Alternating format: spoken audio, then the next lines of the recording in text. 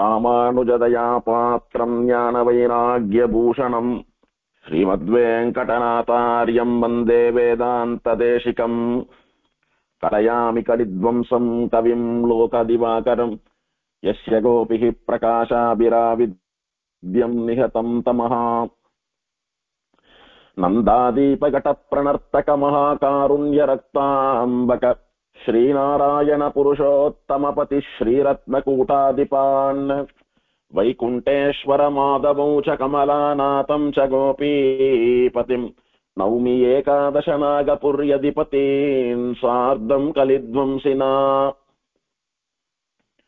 பேரணிந்து உலகத்தவர் தொழுதேத்தும் பேரருளாலனெம்பிரானை வாரணி முளையால் மலர் மகளோடு மண்மகளும் உடன் நிற்ப சீரணி மாடனாங்கை நன்னடுபுள் செம்பொன் செய் கோயிலினுள்ளே தாரணி மேகம் நின்றதொப்பானை கண்டு கொண்டு உய்ந்தொழிந்தேனே. 108 திவ்யதேசங்கள்ல சோழ நாட்டு திருப்பதிகள்ல திருநாங்கூர் திருப்பதிகள் 11ன்னு சொல்லக்கூடிய இந்த திவ்யதேசங்கள்ல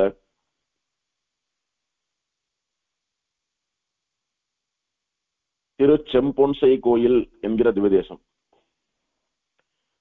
திருச்செம்பொன்சை கோயில், நாங்கூர் செம்பொன் அரங்கர் சந்நிதி, திருநாங்கூர் செம்பொன் ரங்கநாதர் கோயில், ஹேம குளுப்த கஷேத்திரம் அப்படின்னு எல்லாம் பல திருநாமங்கள் இந்த கஷேத்திரத்துக்கு.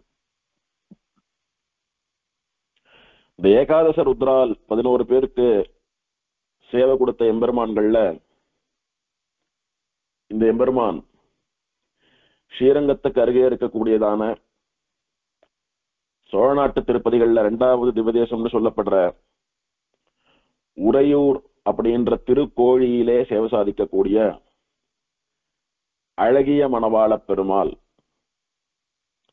உறையூர்ல எந்த எம்பெருமான் கமலவள்ளி நாச்சியாரோடு கூட அழகிய மணவாளன் அப்படின்னு சேவை சாதிக்கிறானோ அந்த எம்பெருமானே இந்த திவ்யதேசத்திற்கு வந்து ருத்ரனுக்காக திருச்செம்பொன்சை கோயில் அப்படின்ற இந்த கோயில்ல செம்பொன் அரங்கர் அப்படின்ற பெயர்ல சேவை சாதிக்கிறான். ஸ்ரீரங்கம் ரங்கநாதன் தான் கமலவள்ளி நாச்சியாரை கல்யாணம் பண்ணிட்டு உறையூர்ல அழகிய மணவாளனா நல்ல அழகான மிடுக்கான மாப்பிள்ளையா நிக்கிறான்னு பார்த்தோம். அதே அழகிய மணவாளன் ரங்கநாதனானபடியினாலே இந்த திருச்செம்பொன்சை கோயில்ல செம்பொன் அரங்கர் அப்படின்ற பெயரோட நிக்கிறான் பெருமாள். அரங்கத்திலே சேவை சாதிப்பவன் அரங்கன், ஸ்ரீரங்கத்திலே சேவை சாதிப்பவன் ரங்கநாதன். அவனே உறையூருக்கும் போய் அழகிய மணவாளன் என்கிற பெயரில் நிற்கக்கூடிய உறையூர் ரங்கன். அந்த ஸ்ரீரங்கம் ரங்கனே உறையூர் ரங்கனே இது செம்பொன்சை கோயிலானபடியினாலே செம்பொன் ரங்கனாக இங்கே சேவை சாதிக்கிறான். ஆக ஸ்ரீரங்கம் உறையூர் இங்கெல்லாம் சேவை சாதிக்கக்கூடிய அதே பெருமாள் தான் இந்த விதேசத்திலும் சேவை சாதிக்கிறார். ஆழ்வார் இந்த பெருமானை கொண்டாடுகிற போது பேரருளாளன் அப்படின்னு பெயர் சூட்டுறார். பெரிய அருள் கொடை இவன்.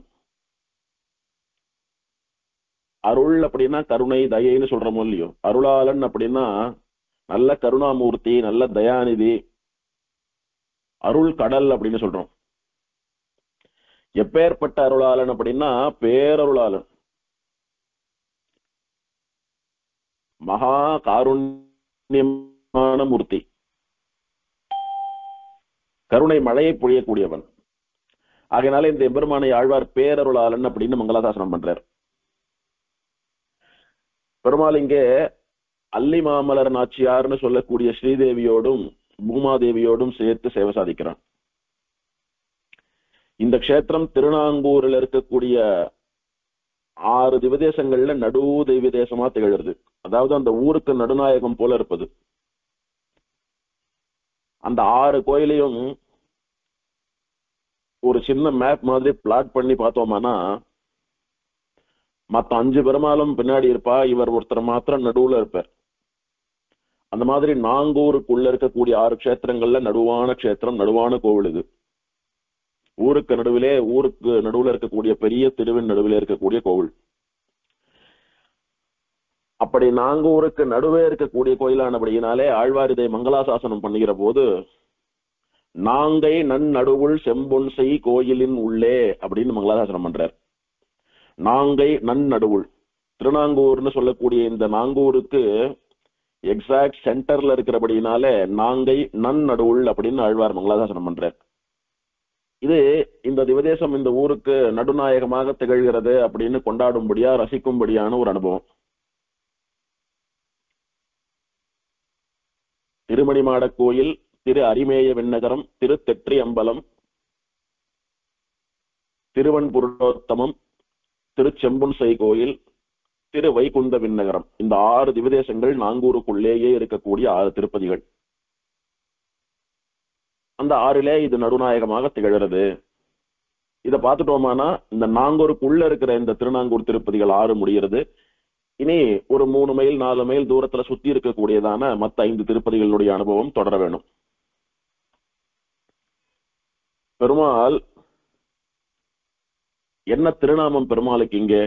பேரருளாளன்னு திருநாமம். இந்த பேரருளாளன்னு சொல்லக்கூடிய திருநாமம் யாருடைய திருநாமம்? பிரசித்தவா பேரருளாளன் அப்படின்னா நம்ம காஞ்சியில எழுந்துள்ளி இருக்கக்கூடிய தேவ பெருமாளை, வரதராஜனை பேரருளாளன்னு சொல்றோம். அவனுக்குதான் சம்பிரதாயத்திலே பேரருளாளன் அப்படின்றது பிரசித்தமான திருநாமம்.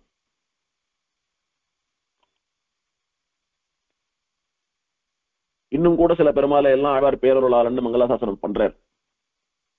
அப்படி பண்ணியிருந்தாலும் கூட ஆழ்வார்கள் பேரருளாளன் அப்படின்னு மண்டி கிடந்தது. சுவாமி தேசிகன் பல இடங்கள்ல அருளாளன், அருளாள பெருமாள் அப்படின்னு எல்லாம் கொண்டாடினது இதெல்லாம் தேவ பெருமாள் தான். இப்படி ஆழ்வார் இவரை பேரருளாளன்னு சொல்லப்படினாலே இவரை தேவ பெருமாளாகவும் அனுபவிப்பது சம்பிரதாயம். அது மட்டுமே இல்லாமல் பேரருளாளன் அப்படின்னு சொன்னதுக்கு ஒரு காரணம் உண்டு. அருள் அப்படின்னா கருணை.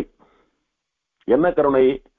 இங்க இவரிடத்துல சேவிக்கக்கூடிய பக்தா இருக்காளே, அவளுடைய பாவங்களை நீக்கிறது, அவ கேட்கக்கூடிய வரங்களை தரது, இந்த உலக பலன்களை தருவது. நன்னா படிப்பு வரணும், நன்னா வேலை கிடைக்கணும், நன்னா சாப்பிடணும், ஆரோக்கியம் நன்னா இருக்கணும், கல்யாணம் ஆகணும், குழந்தை செல்வம் வேணும் அப்படின்னு இந்த உலக செல்வங்கள் என்னெல்லாம் உண்டோ அதையெல்லாம் பக்தா இங்க பிரார்த்திக்கிறா அப்படின்னா அதை கொடுத்தால் அவன் அருளாளன். அப்ப அதை விட பெருசா ஒண்ணு கொடுத்தா பேரருளாளன் ஆறாம் பெருமாள். என்ன கொடுக்கணும் அதோட பெருசா? இருக்கிற இன்பங்கள் எல்லாம் வசந்த இன்பமாக, வசந்த ஆனந்தமாக, நிலையான அழியாத பேரின்பமாக கருதப்படுவது மோட்சம். அந்த மோட்சத்தையே இவன் கொடுப்பானானபடினாலே இவனுக்கு பேரருளாளன் அப்படின்னு பெயர். அது என்னமா இந்த பெருமாள் மோட்சத்தை கொடுப்பான், இவனுக்கு மட்டும் என்ன பேரருளாளன் அப்படின்னா, கிரமேண அந்த நாங்கூர் திருப்பதிகள் அனுபவிச்சுட்டு வரச்ச திருச்செம்பொன்சை கோயில்னு சொல்லக்கூடிய இந்த திவதேசத்தை அனுபவிச்சுட்டு அதன் பிறகு திரு வைகுந்த விண்ணகரம் அனுபவித்திருக்க வேண்டியது. நடுவிலே ஒரு நாள் விட்டு போச்சு, வைகுண்ட ஏகாதசி ஆனபடினாலே வைகுண்ட பெருமாள் அனுபவம்னு அந்த பெருமாள் அனுபவித்தோம்.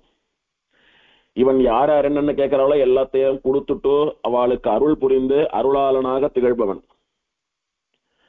அதுக்கு மேல எப்படி இவன் பேரருளாளனா திகழறான் அப்படின்னா, இவனுடைய அனுகிரகத்தினாலே அடுத்தபடியான வைகுந்த விண்ணகரத்திலே பெருமாள் வைகுந்தம் கொடுக்கிறான். இந்த எம்பெருமான் மோட்சத்தை கொடுத்துட்டான். இவ்வுலக பலன்களை தரக்கூடிய அருளாளன் அவ்வுலக நிலையான இன்பமான மோட்சத்தையும் கொடுக்கிறபடினாலே இவன் பேரருளாளன். இவன் மோட்சம் கொடுத்தான் என்பதற்கு என்ன சாட்சி அப்படின்னா, இவன் கொடுத்தபடினாலேதான் வைகுந்த விண்ணகரமாகிற ஸ்ரீவைகுண்டத்துக்கு போய் வைகுண்டநாதனை அனுபவித்தோம் அப்படின்னு அனுபவிக்க வேண்டியது. இப்படி எல்லாம் அப்படியே ஒரு தொடர், ஒரு செயின் போல. ஒரு இடத்திலே திருமந்திர உபதேசம் வாங்கிக்கிறார் ஆழ்வார், திருமங்கை ஆழ்வார். இன்னொரு இடத்திலே அந்த திருமந்திரத்தினுடைய அர்த்தம் விளங்க வேணும், திருமந்திரத்திலே சொல்லப்பட்ட நிஷ்டை கை கூட வேணும்னு பிரார்த்திக்கிறார். இன்னொரு இடத்திலே அந்த திருமந்திரத்திலே சொல்லப்பட்ட பெருமாளை தியானம் பண்றார். ஒரு பெருமாள் ஆழ்வாருக்கு மோட்சத்தை அனுகிரகம் பண்றான், அவன் பேரருளாளனாரான். அவனுடைய அனுகிரகத்தினாலே ஆழ்வார் வைகுந்தம் அடைகிறார். இப்படி எல்லாம் ஒரு திவதேசத்துக்கும் இன்னொரு திவதேசத்துக்கும் ஆழ்வார் பாசுரங்களை வைத்து ஒரு சங்கத்தி, ஒரு கனெக்டிவிட்டியோடு அனுபவித்தோமானா அது அனுபவமே தனி. அந்த மாதிரி இவன் மோட்சம் கொடுத்தபடினாலே பேரருளாளன், இவன் கொடுத்தான் என்பதற்கு சாட்சி அடுத்தது வைகுந்த விண்ணகர எம்பெருமானை சேவிப்பதுன்றது. பெருமாளுக்கு செம்பொன் அரங்கர், பேரருளாளன், ஹேமரங்கர் அப்படின்னு எல்லாம் திருநாமங்கள். ஹேம அப்படின்னா பொன், தங்கம், ஸ்வர்ணம்னு சொல்ற மூலியம். ஹேமரங்கர் அப்படின்னாலும் செம்பொன் அரங்கர் அப்படின்னாலும் ஒண்ணுதான். செம்பொன்சை கோயில் அப்படின்றது சம்ஸ்கிருதமா மாத்திரச்ச ஹேம கிளுப்த கஷேத்திரம் அப்படின்னு ஸ்தல புராணம் சம்ஸ்கிருதத்திலேயே இந்த ஊருக்கு பெயர் சொல்றது. ஹேம ஸ்வர்ணா. பெருமாள் மூலவருக்கு பேரருளாளன் அப்படின்னு திருநாமம். கிழக்கு பார்த்து நின்ன திருக்கோலத்திலே எழுந்தருள் இருக்கக்கூடிய பெருமாள். மூலவரும் உற்சவரும் சேர்ந்தாப்புல ஒரு படம் ஷேர் பண்றேன். அந்த படத்துல இருக்கிற பெருமாளை சேவிச்சுக்க வேண்டியது. இந்த எம்பெருமானை ஆழ்வார் மங்களாசாசனம் பண்ணுகிற போது, பேரணிந்து உலகத்தவர் தொழுது ஏத்தும் பேரருளாளன் எம்பிரானை வாரணி உடையால் மலர்மகளோடு மண்மகள் உடன் நிற்ப அப்படின்னு பாடுற. இந்த பாட்டுக்கு ஏத்த மாதிரி எம்பெருமானுடைய சேவை இருக்கிறது. இந்த படத்துல பார்த்தோம்னா செம்பொன் அரங்கர்னு சொல்லக்கூடிய பெருமாள் பேரருளாளன், வாரணி முளையால் அல்லிமாமலர், அல்லிமாமலர் மங்கை, அல்லிமாமலர் நாச்சியார் அப்படின்னு எல்லாம் சொல்லக்கூடிய மலர்மகளோடு கூட பெருமாள் இங்கே சேவை சாதிக்கிறான். அழகிய திருமார்புகளை உடைய அல்லிமாமலர் மங்கைன்னு சொல்லக்கூடிய திருமகள் ஸ்ரீதேவி வலது பக்கத்திலே நிற்கிறாள். மண்மகள் பூமி தேவி இடது பக்கத்திலே நிற்கிறாள். இப்படி திருமகளும் மண்மகளும் கூடவே இருந்து புருஷகாரம் பண்ணி பக்தர்களுக்கு அனுகிரகம் பண்ணும்படியான நல்ல ஒரு மோட்சம் வேணும்ன்றவா ஆசிரியக்கக்கூடிய மூர்த்தியா பக்கத்துல தயாரோட கூட எழுந்தருள் இருக்கக்கூடிய பெருமாள். இப்படி அருளே வடிவான பிராட்டி எழுந்தருள் இருப்பதனாலே பெருமாள் அருளாளனாக இருக்கிறான். அந்த பிராட்டியானவள் பிரார்த்திக்கிறவாளுக்கு தேவையானதெல்லாம் கொடுங்கோன்னு புருஷகாரம் பண்ணி சரணாகதி பண்றவாளுக்கு மோட்சத்தையும் தரணும்னு பெருமாளிடத்திலே பரிந்துரைக்கிறபடியினாலே பிராட்டியினுடைய பேச்சை தப்பாமல் கேட்டு அப்படியே பண்றேன்னுட்டு பண்றபடியினாலே, அப்படி பண்ணி அவளுக்கு மோட்சம் தரபடியினாலே பேரருளாளன் இந்த பெருமாள் கொண்டாடப்படுறான்.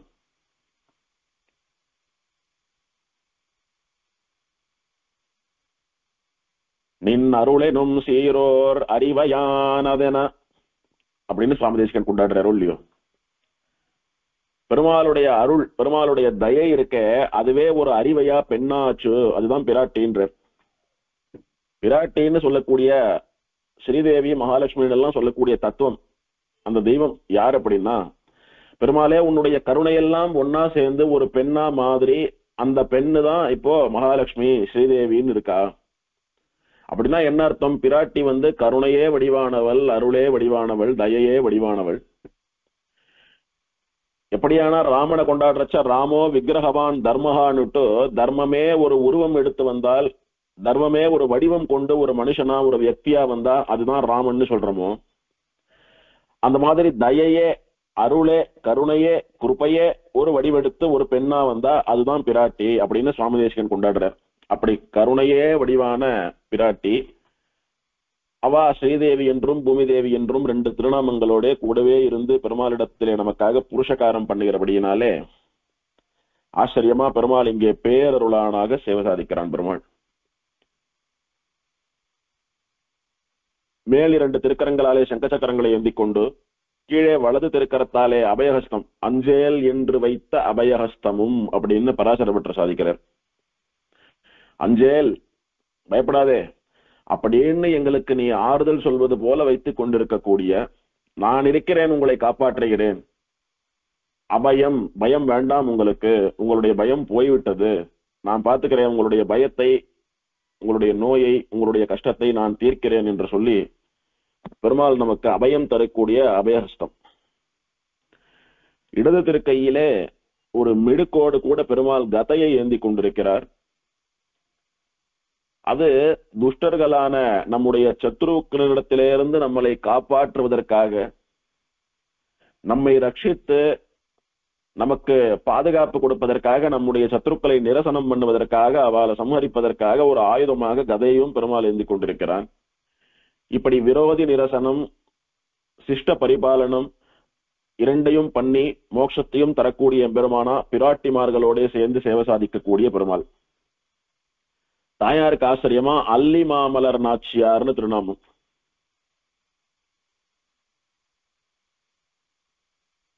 தாயார் உற்சவர் மேலிரண்டு திருக்கரங்களாலே அல்லி மாமலர், அதாவது மொட்டாக இருக்கக்கூடிய தாமரை புஷ்பம், மலராமல் மொட்டாக இருக்கக்கூடிய தாமரை புஷ்பம், அந்த புஷ்பத்தை கையிலே ஏந்தி கொண்டு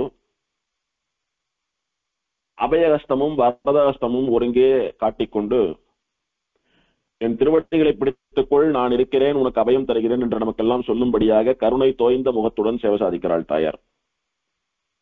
அவன் பேரருளாளனானபடியினாலே அவனுடைய தர்மபத்னியா இருக்கக்கூடிய பிராட்டியும் பேரருளாளி. அருளாளன் அருளாளி, பேரருளாளன் பேரருளாளி. அந்த பெரும் கருணையானது பிராட்டியினுடைய முகத்திலே நன்னா தெரிகிறது பாருங்க. அதனாலே இந்த பேரருளாளனும் அல்லிமாமலர் மங்கை நாச்சியாரும் கூட நமக்கு இங்கே வேண்டுவதெல்லாம் கொடுத்து மோட்சமும் தரும்படியாக சித்தமாக இருக்கக்கூடிய சேவை. உற்சவருக்கு செம்பொன் அரங்கர் ஹேமரங்கர் அப்படின்னு திருநாமம். செம்பொன் அப்படின்னா தூய்மையான பொன், கலப்படம் இல்லாத பொன், சுத்த ஸ்வர்ணம். கூட அதை கலக்கிறேன்னுட்டு கலப்படம் எல்லாம் இல்லாத பவித்திரமான தங்கம். அந்த ஸ்வர்ணத்தினாலே பண்ணப்பட்ட எம்பெருமானானபடினாலே செம்பொன் அரங்கன் ஹேமரங்கன் இந்த எம்பெருமானுக்கு திருநாமம். இந்த கோவிலே கூட முதலிலே கட்டப்பட்ட போது தூய்மையான பசும் தங்கத்தினாலே பண்ணப்பட்டது. 100% பியூர் கோல்டுல பண்ணப்பட்ட கோவிலா இருந்தது. அதனாலதான் ஆழ்வார் இதை பாடுறச்ச, மங்களாசாசனம் பண்றச்ச, பொன்னாலே கட்டப்பட்ட கோயில், செம்பொன் செய் கோயில், செம்மையான பொன்னாலே செய்யப்பட்ட கோயில். அது என்ன செம்மையான பொன் அப்படின்னா கலப்படமே இல்லாமல் பியூர் தங்கம். அந்த மாதிரியான தங்கம் எல்லாம் தேவலோகத்துலதான் கிடைக்கும். அபரஞ்சின்னு பெயர் அதற்கு. அபரஞ்சி அப்படின்னா சுத்த தங்கம், சொக்க தங்கம்னு சொல்றோம் இல்லையோ. லோகத்துல எத்தனை கோடிகள் கொடுத்தாலும் அந்த மாதிரி ஒரு பியூரான தங்கம் கிடைக்காது. அவ்வளவு பவித்திரமான தங்கம் சொர்க்கலோகத்திலே கிடைக்கக்கூடியது. அது செம்பொன். அதை கொண்டு கட்டப்பட்ட கோயில், செம்பொன்னால் செய்யப்பட்ட கோயில், செம்பொன் செய் கோயில். செம்பொன்னால் பண்ணப்பட்ட அரங்கன் அல்லது செம்பொன் செய் கோயிலுக்கு தலைவனான அரங்கன் செம்பொன் அரங்கன். அது அப்படியே சம்ஸ்கிருதத்துல மாத்திரச்ச ஹேம குளுப்த கஷேத்திரம் பெருமாள் ஹேமரங்கன். தாயார் அல்லி மாமலர் நாச்சியார்னு திருநாமம்.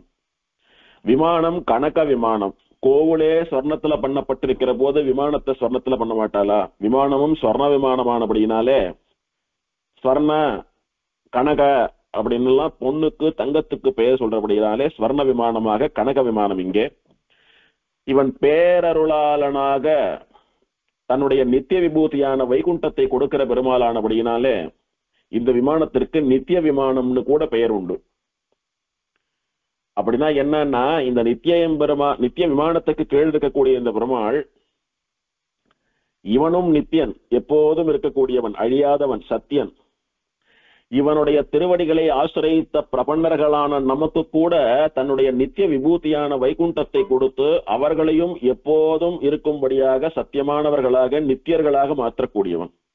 நித்தியர்கள் அப்படின்னா இங்க நித்திய சூரிகள் அர்த்தம் இல்லை, சத்தியமானவா, எப்போதும் நிலையா இருக்கக்கூடியவா. வேறு பல புண்ணிய லோகங்களுக்கெல்லாம் போனாலும் கூட அவளுடைய புண்ணிய பலனை அனுபவிக்கிற காலம் முடிஞ்சு போயிடுச்சுன்னா திரும்ப வந்து பிறக்கணும்.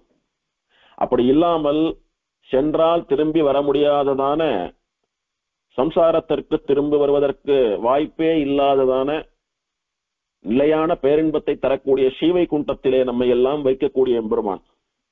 அப்படி இந்த நித்திய விமானத்தின் கீழே நித்தியனா சத்தியனா இருந்து சேவை சாதிக்கிற இந்த எம்பெருமான் இவனிடத்திலே சரணாகதி பண்ணக்கூடியவாளை நித்தியர்களுக்கு சமமாக வைகுண்டத்திலே நித்தியமா வைத்து காப்பாற்றுறபடினாலே இந்த விமானத்திற்கு நித்திய விமானம் என்பது புராணத்திலே பிரசித்தமா பெயர். தீர்த்தத்திற்கு ஹேம தீர்த்தம், கனக தீர்த்தம் எல்லாம் பெயர். செம்பொன் செய் கோயில் ஹேம கஷேத்திரமானபடியினாலே தீர்த்தமும் ஹேம தீர்த்தம், ஸ்வர்ணமயமான தீர்த்தம். விமானம் நித்திய விமானம்னு சொன்னபடியினாலே இந்த தீர்த்தம் கூட நித்திய புஷ்கரணின்னு பெயர். ரெண்டு பெயர் உண்டு இதற்கு. நித்திய புஷ்கரணி, இதுல தீர்த்தமாடக்கூடியவர்களை அவளுடைய ஜென்மத்தை நீக்கி அவளுடைய கர்ம பந்தத்தை நீக்கி அவளுடைய பாவ புண்ணியங்களை எல்லாம் நீக்கி அவ நித்தியமா நித்திய சூரிகளோடு கூட ஸ்ரீவைகுண்டத்திலே வாழும்படியா அவளுக்கு அனுகிரகம் பண்ணக்கூடிய புஷ்கரணி. இந்த செம்பொன்சை கோயிலுக்கு வந்து நித்திய புஷ்கரணியிலே தீர்த்தமாடி நித்திய விமானத்துக்கு கீழே இருக்கக்கூடிய நித்தியனான செம்பொன் அரங்கனையும் அல்லிமாமலர் நாச்சியாரையும் சேவித்தோமானால் நாமும் நித்திய விபூதியான ஸ்ரீவைகுண்டத்திலே நித்திய சூரிகளோடு கூட நித்தியம் இருக்கலாம் அப்படின்றபடினாலே நித்திய விமானம் நித்திய புஷ்கரணி எல்லாம் ஆச்சரியமா ஸ்தல புராணம் பேர் சொல்றது. பெருமாள் யாருக்கு பிரத்யக்ஷம் அப்படின்னா ஏகாதச ருத்ரால ஒரு ருத்ரனுக்கும் திருடநேத்திரர்னு சொல்லக்கூடிய ஒரு மகரிஷிக்கும் பெருமாள் பிரத்யக்ஷம். ஆகமம் ஸ்ரீபாஞ்சராத்திராகமும் மங்களாசாசனம் திருமங்கையாழ்வார் பெரிய திருமொழியிலே 4-3 அந்த பதிகத்தாலே எம்பெருமானை மங்களாசாசனம் பண்ணியிருக்கார்.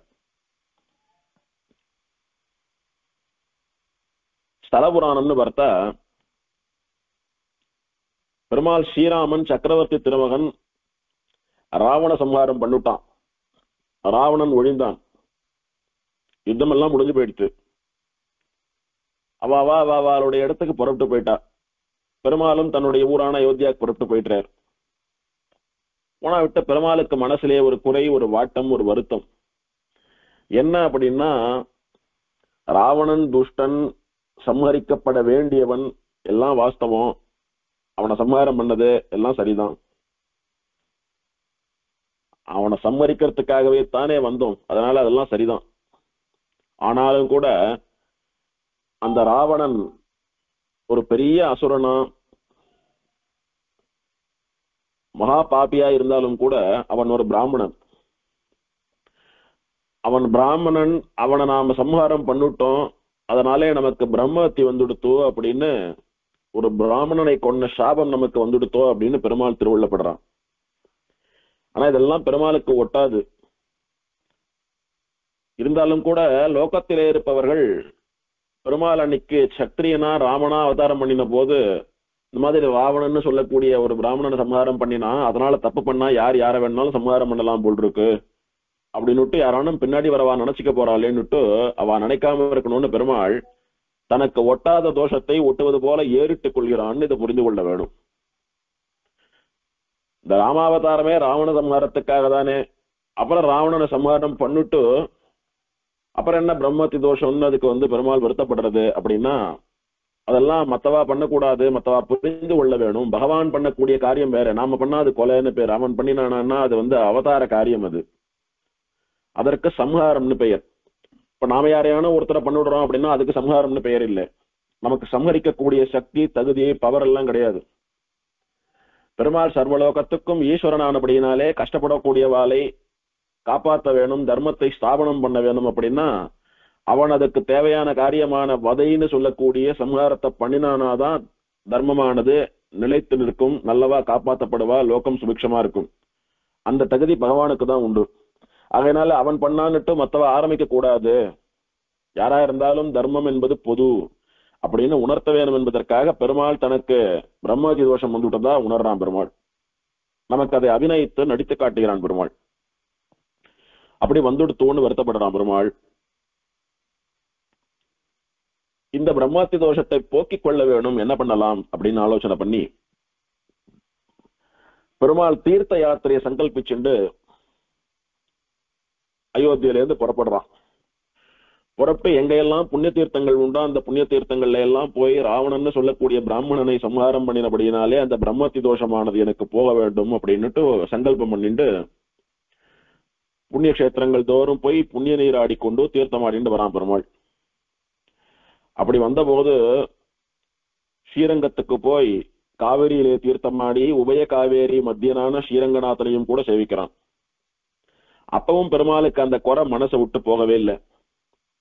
ஏன்னா பெருமாள் எந்த கஷேத்திரத்திலே எந்த இடத்திலே எப்படி யாருடைய கஷ்டத்தை போக்க வேணும் என்று சங்கல்பித்திருக்கிறான் அப்படின்றது அவனுக்கு தான் தெரியும், நமக்கு தெரியாது. பெருமாளுக்கு இந்த செம்பொன்சை கோயில்னு சொல்லக்கூடிய திவதேசத்திலே இந்த நாங்கூரிலே அவனுடைய சக்கரவர்த்தி திருமகனான ஸ்ரீராமனுடைய மனக்குறையை போக்க வேண்டும் அப்படின்னு பெருமாளுக்கு திருவுள்ளம் போல. அதனாலே எத்தனை புண்ணிய தீர்த்தங்களுக்கு போனாலும் இவருடைய மனக்குறையானது நீங்கவே இல்லை. மனசு அப்படி பாரமாவே தான் இருந்துட்டு இருக்கு, மனசு அப்படியே சஞ்சலமா தான் இருந்துட்டு இருக்கு. தன்னுடைய குலதெய்வமான பெரிய பெருமாள் ஸ்ரீரங்கநாதனை போய் சேவித்த போதும் கூட அந்த குறை தீரவில்லை. அப்போ மேலும் யாத்திரை தொடரலாம். பெருமாள் எங்க நமக்கு சாப விமோச்சனம்னு திருவுள்ளம் வைத்திருக்கிறார்னு தெரியல, மேலும் யாத்திரையை தொடரலாம்னுட்டு இன்னும் பல க்ஷேத்திரங்களுக்கு போயிட்டு கடைசியில இந்த திருநாங்கூர்னு சொல்லக்கூடிய பலாசவ நட்சத்திரத்துக்கு சேர்றார் சக்கரவர்த்தி திருமகன். அப்படி சேர்ந்த போது இங்கே திருடநேத்திரர் அப்படின்னு சொல்லக்கூடிய ஒரு முனிவர் ஒரு ஆசிரமம் அமைத்துக் கொண்டு அந்த ஆசிரமத்திலே இருந்து கொண்டு தவம் பண்ணிட்டு வந்தார். திருடநேத்திரர் அப்படின்னு பெயர் அவருக்கு. அவர் யாருன்னா கௌசிக மகரிஷியினுடைய குமாரர். இந்த க்ஷேத்திரத்துக்கு இங்க இருக்கிற எம்பெருமான்களை எல்லாம் சேவிக்கணும், சேவிச்சு அவளிடத்துல இங்க இருக்கக்கூடிய புண்ணிய தீர்த்தங்கள்ல தீர்த்தமாடி இந்த மனக்குறை நீங்க வேணும், பிரம்மத்தி போக வேணும்னு பிரார்த்திக்கிறதுக்காக பெருமாள் வரான். வந்தபோது ஒரு ரிஷி இருக்காருன்னுட்டு இவருடைய ஆசிரமத்துக்கு போய் அவரை நமஸ்காரம் பண்ணி, பெருமாள் வந்திருக்கவே அவருக்கு பண்ண வேண்டிய உபச்சாரங்களை எல்லாம் பண்ணி என்ன காரியமா இங்க வந்துங்கோ அப்படின்னு கேட்கிற போது, சுவாமி இந்த மாதிரி ராவணனை கொண்ட பிரம்மத்தி தோஷம் ஒட்டின்னு எடுத்தோம் அப்படின்னு எனக்கு மனசுல படுறது, மனசெல்லாம் ஒரே குறையா இருக்கு, அந்த குறை எங்க போய் எத்தனை புண்ணிய தீர்த்தம் ஆடினாலும் நீங்களே அது நன்னா நீங்கும்படியா நீங்க ஒரு பிராயசித்தம், ஒரு உபாயம் சொல்லணும், அதை பண்ணினா என்னுடைய பிரம்மத்தி தோஷமானது நிவர்த்தமாக பெற்று எனக்கு அந்த மனக்குறையும் அகல வேணும் அப்படின்றதா பிரார்த்திக்கிறார். அப்போ அந்த ரிஷியானவர் சொல்றார், கோபிரசவம்னு ஒரு காரியம் உண்டு. சுத்த ஸ்வர்ணத்தினாலே ஒரு பசுவை பண்ண வேண்டும். சுத்த ஸ்வர்ணம் 100% பியூர் கோல்டால ஒரு பசுமாட்டை பண்ணணும். அந்த பசுமாட்டுக்குள்ள ஒரு மனுஷா இறங்கி உட்கார்ந்து இருக்கிற போல ஒரு வழி பண்ணணும். அதாவது ஒரு பள்ளம் போல பண்ணி அதுக்குள்ள மனுஷன் அப்படியே இறங்கி உட்கார்ந்துக்கணும். அவ்வளவு பெரிய பசு பண்ணணும். பிறகு அந்த பசுவை மூடிடணும். இப்ப பார்த்தா வெறும் பசு மட்டும் தான் தெரியணும், மனுஷா தெரியக்கூடாது. அந்த மாதிரி ஒரு அமைப்புள்ள பசுவை பண்ணணும். பண்ணி அதுல 3 நாட்கள் உள்ளே இருந்து கொண்டு அந்த எம்பெருமானுடைய மந்திரத்தை ஜபிக்க வேண்டும். அந்த 3 நாளும் தீர்த்தம் கூட சாப்பிடாம நிர்ஜல உபவாசம் இருக்க வேண்டும். அன்னாகாரம் இருக்கக்கூடாது, தூக்கம் இருக்கக்கூடாது. மனசெல்லாம் எம்பெருமானுடைய திருவடிகளிலேயே லயித்திருக்க வேண்டும். நாவோ அந்த எம்பெருமானுடைய மந்திரத்தை ஜபித்துக் கொண்டிருக்க வேண்டும். அப்படி இருந்து 3 நாள் கழித்து 4வது நாள் அந்த கோவினுடைய வயிற்றிலிருந்து வெளியே வர வேண்டும். அதுக்கு கோ பிரசவம்னு பெயர். இந்த கோன்னு சொல்லக்கூடிய பசு பரம பவித்திரமானது, எல்லோருடைய பாபங்களையும் நீக்கக்கூடியது. அதனாலதான் பசுவினுடைய சரீரத்திலிருந்து பெறப்படக்கூடிய பால் என்ன, அதுல இருந்து தயாரிக்கக்கூடிய தயிர் என்ன, வெண்ணெய் என்ன, நெய் என்ன, இதையெல்லாம் பரம பவித்திரமான வஸ்துக்களா சொல்றோம். இதுல சாப்பிடக்கூடாத வஸ்துக்கள் அப்படின்னு ஏதான ஒண்ணு உண்டோ? பசுவினிடத்திலிருந்து பெறப்படக்கூடிய வஸ்துக்கள்ல இது நிஷித்தம், இது நாம சாப்பிடுறதுக்கு இல்லை, இது சாத்விகமான ஆகாரம் இல்லை அப்படின்னு ஆகார நியமத்திலே சாஸ்திரத்திலே சொல்லப்பட்டது ஏதானும் உண்டோ? பரம சாத்விகமான ஆகாரம் அப்படின்னா முதல்ல ஞாபகத்துக்கு வரக்கூடியது பசுவினிடத்திலிருந்து வரக்கூடிய பால், தயிர், நெய் முதலானவைகள் தான். அதுவும் அல்லாமல் பரம புஷ்டியும் கூட, போஷாக்கும் கூட. நல்ல சாத்விகனா ஒருத்தன் வளரணும், நல்ல ஆரோக்கியத்தோட கூட வளரணும் அப்படின்னா பசுவினிடத்திலிருந்து வரக்கூடிய உணவுகள் தான் அதுக்கு பிரதானமான உணவு. வெறும் ஆரோக்கியம் மட்டும் போறோம் அப்படின்னா எதை வேணாலும் சாப்பிடலாம், ஆரோக்கியமா இருப்பான். ஆனா அவனிடத்திலே அந்த சாத்விகத்தை, ஒரு பணிவு, ஒரு சாஃப்ட்னஸ் அதெல்லாம் இருக்குமான்னா எதிர்பார்க்க முடியாது. ஏன்னா சாப்பிடக்கூடிய ஆகாரத்தினுடைய குணம் என்ன இருக்கோ அதுதான் இவனுக்கு வரும். ஆகார சுத்தோ சத்வ சுத்திகி, சுத்தமான ஆகாரம் சாப்பிடணும். சாப்பிடக்கூடிய ஆகாரத்திலே சுத்தம் இருந்தாதான் சத்வத்திலே, சித்தத்திலே தூய்மை இருக்கும். சாத்விக ஆகாரம் சாப்பிட்டாதான் சாத்விக குணம் வரும், சாத்விகாலா இருக்க முடியும். அப்படி சாத்விகாலா இருக்கிறவாளுக்கு தான் சுத்த சாத்விக லோகமான வைகுண்டம் கிடைக்கும் எல்லாம் சாஸ்திரங்கள் சொல்றது. இந்த பசுவினிடத்திலிருந்து பெறப்படக்கூடிய வஸ்துக்கள் எப்படி சாத்விகமாக இருக்கின்றன அப்படின்னா, பசு எப்பேற்பட்ட ஒரு பிராணி, தன்னுடைய ரத்தத்தையே பாலாக மாற்றி நமக்கெல்லாம் தரக்கூடியது. அப்படின்னா இந்த பசுவும் உத்தமமான ஒரு ஜீவன். நாம பண்ணுவோமா அந்த மாதிரி? அந்த சக்தி நமக்கு உண்டோ? தன் ரத்தத்தையே பாலா மாத்தி நமக்கெல்லாம் கொடுக்கறது அப்படின்ற பட்சத்திலே எத்தனை ஒரு கருணை இருக்க வேண்டும், அதற்கு எத்தனை சாத்விகமான ஒரு ஜீவனா இருக்க வேண்டும் அது. அதனிடத்திலே இருந்து வரக்கூடிய ஆகாரமானது அதை போலவே சாத்விக குணத்தோடு இருப்பதினாலே அதை சாப்பிட்டோமானா நாமளும் அந்த சத்துவகுணம் வந்து சாத்விகாலா இருப்போம் அப்படின்றதுக்காக அதை சாப்பிடணும்னு பெரியவா வச்சிருக்கா. அந்த பசுவினிடத்திலேருந்து எது வந்தாலும் சாத்விகமானதா, கலங்கம் இல்லாததா, பாபம் இல்லாததா, தூய்மையானதா வெளியில வருது. அந்த மாதிரி ஸ்ரீராமா, நீ ஸ்வர்ணத்திலே ஒரு பசுவை பண்ணி மந்திரங்களாலே அந்த பசுவை பிரதிஷ்டை பண்ணி அதுக்குள்ள போய் உட்கார்ந்துட்டு ஒரு 3 நாள் அன்ன ஆகாரம் இல்லாமல் நித்திரை இல்லாமல் பெருமாளுடைய மந்திரத்தை ஜபித்து கொண்டு தபஸ் பண்ணிட்டு 4ஆம் நாள் அன்னைக்கு அந்த பசுவினுடைய வயிற்றிலேருந்து கோ பிரசவம்னு பெயர் அதற்கு. பசுவனிடத்திலே இருந்து பிரசவமாகி நீ வெளியில வரேன்னு அர்த்தம். அப்படி வரச்ச எப்படியானா பசுவனிடத்திலேருந்து வரக்கூடிய பால், தயிர், நெய் முதலானவைகள் இன்னொரு பசுவான கன்று, கோமூத்திரம், சாணம் இதெல்லாம் பரம சாத்விகமான வஸ்துவா வரதோ அந்த மாதிரி நீயும் பாவம் எல்லாம் நீங்க பெற்று கலப்படம் இல்லாமல் ரொம்ப தூய்மையானவனா சாத்விகனா வெளியில வருவேன். அப்படின்னா உன்னுடைய பிரம்மத்தி தோஷம் போயிடுத்து. அதனால உனக்கு ஏற்பட்ட மனக்குறை, துன்பம், துயரம் எல்லாம் அகன்று போயிடுறது.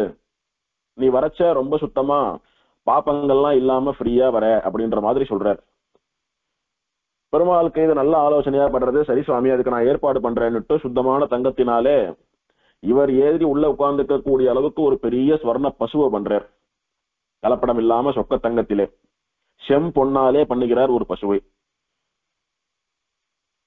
இந்த கோபிரசவ காரியத்தை எப்படி பண்ணி வைக்கணுமோ அந்த மந்திரம், அந்த பிரக்கிரியைகளோடு கூட இந்த திருடநேசரர்னு சொல்லக்கூடிய முனிவரே வாத்தியாரா இருந்து பண்ணி வைக்கிறார். அப்படி பெருமாள் 3 நாள் அதுல இருந்து தான் பண்ண தப்புக்கு பிராயசித்தமா பண்ண வேண்டிய ஜபாதிகளை எல்லாம் பண்ணிவிட்டு 4ஆவது நாள் மந்திரங்கள் முழங்க பெருமாள் அந்த கோவினிடத்திலிருந்து பிரசவித்து வெளியில வரார். வந்தா விட்டு அந்த பெருமாள் இடத்திலே சொல்றார், இந்த பசுவை எடுத்து நல்ல வேதம் ஓதிய ஒரு அந்தணனுக்கு தானமா கொடு அப்படின்னு சொல்றார். இதுதான் நாங்கை 4000 அப்படின்னுட்டு 4000 அந்தணர்கள் வாழக்கூடிய ஊராச்சே. எல்லோரும் 4 வேதங்களையும் 6 அங்கங்களையும் ஓதி பஞ்சமகா யஜ்ஞங்களை கடைபிடிக்கக்கூடிய அக்னிஹோத்திரிகளாக நிறைய யாகம் இஷ்டி எல்லாம் பண்ணக்கூடியவாளா, எப்போதும் வேத சம்பந்தத்தோட வேத ஒளியும் விழா ஒளியும் முழங்கக்கூடிய நாங்கூர்னா இது. அதனாலே இங்க வேதியர்களுக்கு பஞ்சமே இல்லை, அத்தியனம் பண்ணவாளுக்கு பஞ்சமே இல்லை, பிரம்ம வித்துக்களுக்கு பஞ்சமே இல்லை. அதிலே ஒரு பிரம்ம வித்தை ஒரு அத்தியனம் பண்ணின பிராமணனை கூப்பிட்டு திருடநேத்திரர் இந்த சுவாமிக்கு கொடு அப்படின்னு சொல்ல போது ஸ்ரீராமன் சங்கல்பம் பண்ணிண்டு தான் 3 நாள் கர்ப்பவாசம் இருந்து பிரசவித்த அந்த பசுவை, அந்த ஸ்வர்ணத்தினாலான செம்பொன் பசுவை தன்னுடைய பிரம்மத்தை நீங்க வேணும், தன்னுடைய மனக்குறை நீங்க வேணும் என்று சங்கல்பித்துக் கொண்டு அந்த பிராமணருக்கு தானம் கொடுக்கிறான். அப்படி தானம் கொடுத்தா விட்டு ராமனுடைய மனக்குறை நீங்கி ராமனுக்கு மனசெல்லாம் லேசாயிடுறது. அப்ப ராமனுடைய தோஷம் போயிடுத்து, பிரம்மத்தி தோஷம் போயிடுத்து, மனக்குறை அகன்று விட்டதுன்னு அர்த்தமா இருக்கு. இப்படி தானமா வாங்கின்ற பிராமணன் தானமா வாங்கின்ற வஸ்துவை என்ன பண்ணணும் என்ன பண்ணக்கூடாதுன்னு ஒரு சாஸ்திரம் உண்டு.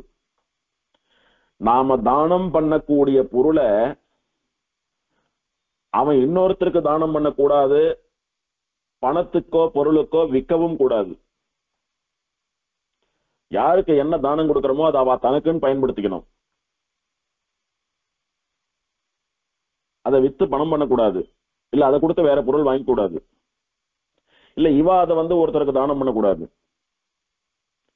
இப்ப நமக்கு சார்த்தத்துல ஒரு வேஷ்டி வச்சு கொடுக்குறான்னா அந்த வேஷ்டி அப்படியே நாம ஸ்டாக் பண்ணி வச்சிருந்து நம்மாத்த சார்த்தத்துக்கு வரவாளுக்கு அதை கொடுக்க கூடாது. கொடுத்தா சார்த்தத்துக்கு பிரயோஜனமே இல்லை, நாம பண்ண மாதிரியே கணக்காகாது, வஸ்திரம் இல்லாமல் சார்த்தம் பண்ண கணக்காகும். யாரான தானமா கொடுக்குறான்னா நாம பயன்படுத்திக்கணும் அது. அப்பதான் அவளுக்கும் அது சார்த்தகம், நமக்கும் சார்த்தகம். அதை கொண்டு நாம இன்னொரு காரியம் பண்றச்ச பண்ணக்கூடிய காரியம் பண்ணதாவே ஆகாது. இது தானம் வாங்கின்ற வஸ்துவை என்ன பண்ணக்கூடாதுன்றது. என்ன பண்ணலாம் அப்படின்னா அவன் சொந்த உபயோகத்துக்கு வைத்துக் கொள்ளலாம், அல்லது பகவத் கைங்கரியத்துக்கு செலவு பண்ணலாம். ஒன்னும் தான் வச்சுக்கலாம், இல்ல பெருமாளுக்கு செலவு பண்றது, கோவில் காரியம், பெருமாள் உற்சவம் அந்த மாதிரி செலவு பண்றது, அது பண்ணலாம். அதனால இந்த பிராமணர் ரொம்ப ஆசை இல்லாதவரானபடினாலே இவ்வளவு பெரிய ஸ்வர்ண பசுவை வச்சுட்டு நான் என்ன பண்ண போறேன், அதனால இது சொக்க தங்கமா செம்பொன்னா இருக்கிறபடினாலே இந்த பொன்னை உருக்கி இதனாலே பெருமாளுக்கு கோவில் கட்டலாம் அப்படின்னுட்டு இந்த கோவிலை கட்டினார். அதாவது கருங்களாலே கட்டப்பட்ட இந்த கோவிலுக்கு செம்பொன்னாலே தகடு வைந்திருப்பாரோ என்னமோ. இப்படி இவர் கொடுத்த இந்த செம்பொன் பசு ஸ்வர்ண பசுவை கொண்டு இந்த கோவில் கட்டப்பட்டது. அதனாலே செம்பொன் செய் கோயில் அப்படின்னு ஆழ்வார் தூய தமிழ்ல பட்டம் கொடுக்கிறார் இந்த ஊருக்கு. இப்படி செம்பொன்னால் செய்யப்பட்ட கோவிலுக்கு நடுவிலே செம்பொன்னாலே செய்யப்பட்ட அரங்கர் எம்பெருமான், செம்பொன் அரங்கன் அப்படின்னு இந்த எம்பெருமானுக்கு திருநாமம். இப்படி பார்க்கறதுக்கு அப்படி ஹேமமயமா ஸ்வர்ணமயமா திகழக்கூடியபடினாலே ஹேமகுப்த கஷேத்திரம் அப்படின்னு இந்த கஷேத்திரத்துக்கு சம்ஸ்கிருதத்திலும் பெயர் சொல்லப்படுறது. இப்படிதான் இந்த எம்பெருமான் இங்க வந்தான். கடைசியில இங்க ராமனுடைய மனக்குறையை தீர்த்தது யாருன்னா அவனுடைய ஆத்து பெருமாளா அவனுடைய குலதெய்வமா இருந்த அதே ரங்கநாதன் தான்.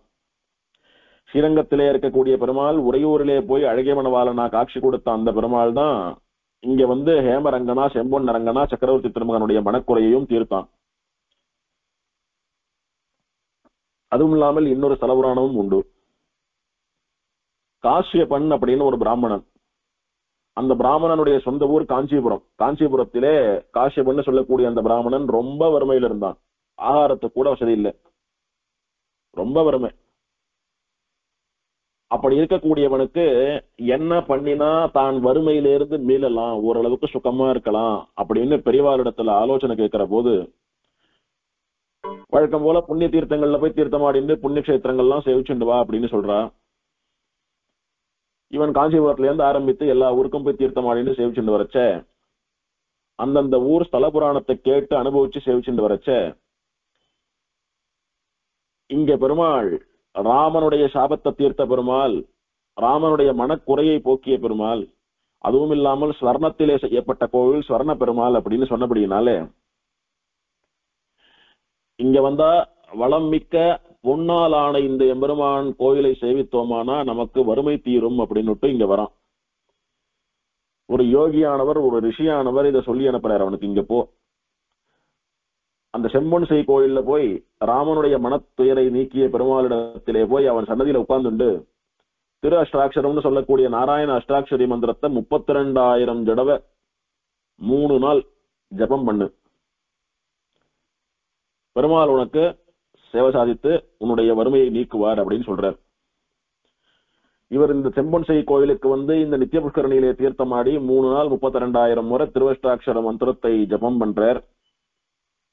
பண்ண உடனே பெருமாள் பிரத்யட்சமாகி இவருக்கு தேவையான செல்வங்களை எல்லாம் கொடுத்து இவருடைய வறுமையை தீர்த்தார்னு ஸ்தலபுராணம் சொல்றது. என்ன கொடுத்தாரு அப்படின்னா செம்பொன் செய் கோயிலானபடினாலே செம்பொன் அரங்கரானபடினாலே செம்பொன்னு சொல்லக்கூடிய பசும் தங்கத்தை கொடுத்தார் இவருக்கு.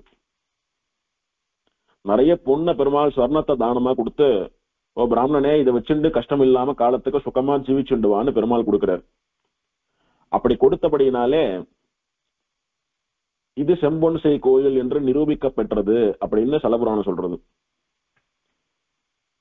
இந்த பிராமணனுக்கு பிரத்யட்சமா இந்த கலியுகத்திலும் கூட பெருமாள் செம்பொன்னை கொடுக்கிறான் அப்படின்னா நிஜமாவே இது செம்பொன் செய் கோயில் தான், இவன் செம்பொன் அரங்கர்தான் அப்படின்னு ஊர்ஜிதமாறுது. இவனும் ஸ்ரீரங்கநாதனான பெரிய பெருமாளை போலவே ராமனாலே ஆராதிக்கப்பட்ட பெருமாள், பெருமாளாலே ஆராதிக்கப்பட்டவன் பெரிய பெருமாள்.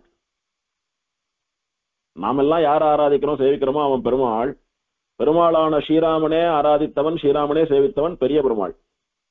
அப்படி பெரிய பெருமாள் அப்படின்றதுதான் பேரருளாளன் ஆழ்வார் குறிப்பிடுறார். பெருமாள் அருளாளன், பெரிய பெருமாள் பேரருளாளன். அதனாலே பேரருளாளன் எம்பிராணி அப்படின்னு மங்களாசாசனம் பண்றார். இவன் யாரு? அழகிய மணவாளன் உறையூர்ல இருந்து வந்திருக்கான், அதனால ரங்கநாதன். பேரருளாளன் எம்பிராணின்னு மங்களாசாசனம் பண்ணினபடினாலே காஞ்சி தேவ பெருமாளுடைய அம்சமாகவும் இவனை சேவிக்கிறார். அதுவும் மட்டும் இல்லாம இந்த 10 பாசுரங்கள்ல ஒரு இடத்துல ஆழ்வார் சாதிக்கிறார், மின் திகழ் குடுமி வேங்கடமலை மேல் மேவிய அப்படின்ற. வேங்கடமலை மேல் மேவிய, வேங்கடமலை மீது மேவியவன் யாரு? திருவேங்கடமுடையான், ஸ்ரீனிவாசன். அதனாலே ஸ்ரீனிவாசனான திருவேங்கடமுடையானாகவும் இவனை அனுபவிப்பதுன்னுட்டு கோயில் திருமலை பெருமாள் கோயில் சொல்லக்கூடிய ஸ்ரீரங்கம், திருப்பதி, காஞ்சிபுரம் இந்த 3 திவதேசத்தை எம்பெருமான்களுடைய ஸ்வரூபமா இந்த எம்பெருமான் சேவை சாதிக்கிறான். அதனாலே இவனை சேவித்தா காஞ்சிபுரம், ஸ்ரீரங்கம், திருமலை 3 பெருமாளையும் சேவித்த பலன் கிடைக்கிறது அப்படின்னு பெரியவாள் எல்லாம் சொல்றான்.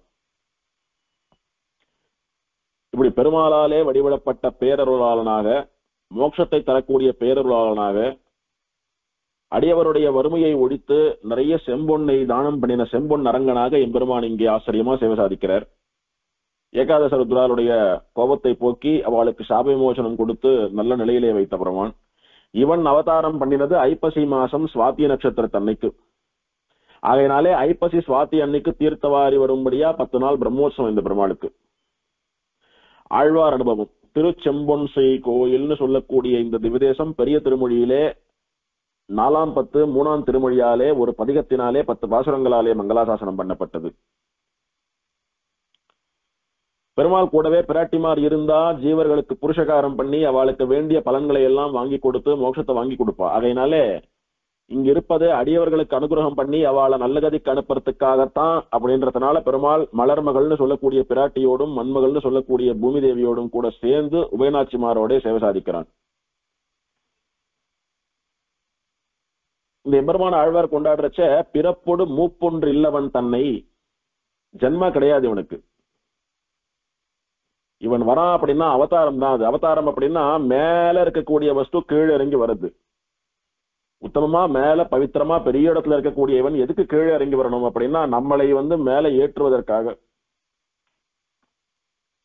கண்ணன் அர்ஜுனனிடத்துல கேட்கிறான், அர்ஜுனா நானும் பிறந்து நீயும் பிறக்கவா? அப்படின்னா என்ன அர்த்தம்? நான் பிறப்பதே நீங்கள்லாம் பிறக்காம இருக்கணும்ன்றதுக்காக தான். நான் ஜன்மா எடுப்பதே நீங்கள்லாம் திரும்ப ஜன்மம் மரணம்னு சொல்லக்கூடிய சூழல்ல சிக்கி தவிக்க கூடாது என்பதற்காகத்தான். அப்படி இருந்தும் என்னிடத்திலே சரணாகதி பண்ணி நீங்கள் பிறவாமல் இருப்பதாகிற மோட்சத்திற்கு வராமல் திரும்பவும் பிறந்துருந்தா இது என்ன விளையாட்டான்னு நானும் பிறந்துண்டு நீங்களும் பிறந்துண்டு அப்புறம் நான் எதுக்கு பிறக்கிறது? நான் பிறக்கிறதே வீணாச்சே, அவதாரமே வேண்டாமே அப்படின்னு பெருமாள் சாதிக்கிறான். அதனால பெருமாள் அவதாரம் பண்ணுவது மேல இருந்து கீழே இறங்கி வர்றது, நம்ம கீழே இருந்து மேல உஜ்ஜீவனம் பண்ணி உத்தாரணம் பண்றதுக்காக. அவனாலே பிறப்போடு மூப்பு ஒன்று இல்லவன் தன்னை. பிறந்தான் வளர்ந்தான் வயசாயிடுத்து ஆரோக்கியம் போயிடுத்து குன்றி போயிடுத்து திடீர்னு போயிட்டான் அப்படின்னு எல்லாம் சொல்லும்படியா சரீர தோஷங்கள் எல்லாம் இல்லாதவன், நித்தியன் என்றும் இருக்கக்கூடியவன், எப்போதும் பேதமே இல்லாமல் ஒரே மாதிரியான பிரகாசமான நிலையான சொரூபத்தை உடையவன், காலத்திரயத்திலும் உள்ளவன், நேற்றும் இருந்தான் இன்றும் இருக்கிறான் என்றும் இருப்பான், விசும்பு எரி நீர் திங்கள் சுடர் மற்ற எல்லா பிராணிகளுக்கும் அந்தர்யாமி. இந்த லோகத்திலே என்னென்ன வஸ்துக்கள்லாம் உண்டோ எல்லாவற்றுக்குள்ளும் உறைபவன் இவன் அப்படின்னு இவனுடைய சர்வ வியாபகத்துவத்தையும் பேசுறார் ஆழ்வார். வசையறு குரலாய் அப்படின்னுட்டு மகாபலியினுடைய கர்வத்தை போக்குவதற்காக ஒரு வாமனனாக மண் அளந்தவன் அப்படின்னுட்டு வாமன திருவிக்கிரம அவதாரங்களை நினைத்து கொண்டாடி தீமண தரக்கரை அழித்து அனன்ய கத்திகளா இருக்கக்கூடிய ஆசிரியர்களை தாய் போலே காத்த சக்கரவர்த்தி திருமகனும் இவன் தான் அப்படின்ற கெட்ட எண்ணத்தோட நல்லவாளுக்கெல்லாம் இம்சை பண்ணிட்டு கொடுமை பண்ணிட்டு இருந்த ராட்சசாலை எல்லாம் ராமனா சம்ஹாரம் பண்ணி வேறு கதி இல்லாத இவன் திருவடிகளையே சரணம்னு பற்றிய பக்தாளுக்கெல்லாம் கூட அனுகிரகம் பண்ணின பெருமாள் இவன். குவளையா பீட்டம்னு சொல்லக்கூடிய யானை, அந்த கம்சனுடைய மல்யுத்த வீரர்களான மல்லர்கள், கம்சன், இவா எல்லாத்தையும் நிரசனம் பண்ணின ஒரு காளை போன்ற கண்ணன். பானாசுரனை தன்னுடைய சக்கரத்தினாலே சம்ஹாரம் பண்ணினவன் அப்படின்னு எல்லாம் பெருமாளுடைய அவதார நிலைகளை எல்லாம் கொண்டாடி அந்த எம்பெருமான் தான் இங்கே செம்பொன் அரங்கனா எழுந்தருளிருக்கான்னு கொண்டாடுற. இப்படி பல அவதாரங்கள்ல பல காலங்கள்ல தன்னுடைய ஆசிரித்தாலான தன்னுடைய பக்தாலான பாகவதர்களுடைய சிரமங்களை குறைகளை எல்லாம் தீர்த்து அவளுக்கு நல்லதே பண்ணிக்கொண்டு அவளுக்காகவே வரக்கூடிய இருக்கக்கூடிய இந்த எம்பெருமானை கண்டு வணங்கி வாழ்ந்தொழிந்தேன் அல்லல் தீர்ந்தேன். இவனை சேவித்து என்னுடைய கஷ்டங்கள்லாம் தீர்ந்து போயிடுத்து, நல்லபடியா வாழ்ந்தேன் அப்படின்னு தெரிவிக்கிறார் ஆழ்வார். இந்த திவதேசத்திலே பேர் இன்பம், நிலையான இன்பமானது நிலையா இருக்கிறதா. இங்கே இன்பம் அப்படின்னா ஆனந்தம், பேரின்பம் அப்படின்னா நிலையான ஆனந்தம். அந்த நிலையான ஆனந்தம் நிலையாக தங்கி இருக்கிறது இந்த ஊர்லன்னு சொல்றார் ஆழ்வார். எதனால அப்படின்னா இங்கே வேத சம்ருத்தி இருக்கிறபடினாலே, அந்த வேதம் ஓதக்கூடிய அந்தணர்கள் இந்த எம்பெருமானை சேவிப்பதினாலே, இவனை ஸ்தோத்திரம் பண்ணுவதினாலே, அதனால இந்த 4 வேதங்களாலே காட்டி கொடுக்கப்படக்கூடிய எம்பெருமானே நமக்கெல்லாம் ரக்ஷகன்னு தெளிவா அந்த ஒரு கொள்கையை கொண்டு வாழக்கூடிய பிராமணர்கள் நிரம்பி இருக்கக்கூடிய பிரதேசமானபடியினாலே அங்கே ஆனந்தம் நிலையா இருக்கிறது. இல்ல நன்னா படிச்சிருக்கா, ஆனா எந்த தெய்வத்தை வணங்க வேண்டும் என்ற தெளிவு இல்லாமல் ஏதேதோ தெய்வத்தை எல்லாம் வணங்கிட்டு இருக்காய்வா அப்படின்னா, அந்த மாதிரி ஜனங்கள் இருக்கிற ஊர்ல போய் சேவித்தா நமக்கும் அந்த குழப்பம் வந்து நாமளே எங்கெங்கயோ போய் நிற்போம். அப்படி இல்லாமல் 4 வேதங்களையும் போதி வேதங்களால் சொல்லப்பட்டக்கூடிய பரதத்துவம் நாராயணனேன்னு தெரிஞ்சுண்டு இவெல்லாம் நாராயணனுடைய அடியார்களாக பரம பாகவதோத்தமாலா ஸ்ரீ வைஷ்ணவாலா இருக்கிறபடினாலே அந்த ஸ்ரீ வைஷ்ணவர்களாலே சூழப்பட்ட அந்த ஸ்ரீ வைஷ்ணவ பிராமணர்கள் நிரம்பி இருக்கக்கூடிய தேசத்துக்கு போய் பெருமாளை சேவித்தோமானால் நமக்கும் ஸ்ரீ வைஷ்ணவ பூர்த்தி வரும், நமக்கும் அவளை போல பார்மை காந்தியம் வரும், நாமளும் பரமை காந்திகளாக இருக்கலாம்னுட்டு ஆழ்வார் பலன் தெரிவிக்கிறார்.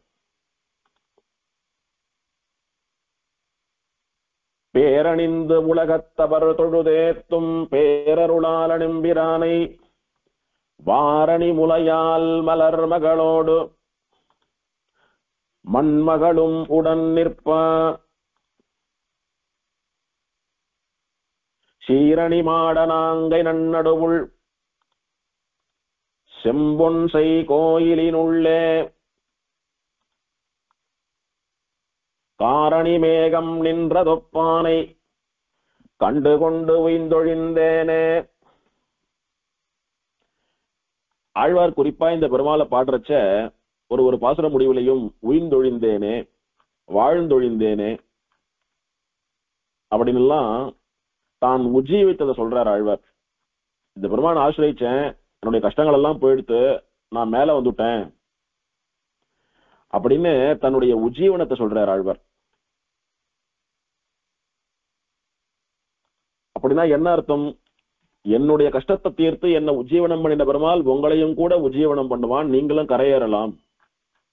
அப்படி யாரெல்லாம் எத்தனை பேரோ அனந்தமா வந்தாலும் அவால எல்லாம் கூட நல்ல கதிக்கு அனுப்பக்கூடிய பெருமாள், உத்தாரணம் பண்ணக்கூடிய பெருமாள் பேரருளாளன். அவனை வந்து ஆசிரியுங்கள் அப்படின்னு ஒரு பாட்டிலையும் உயிர்ந்தொழிந்தோனே உயிர்ந்தொழிந்தோனேன்னு சொல்லிட்டு போறார் ஆழ்வார்.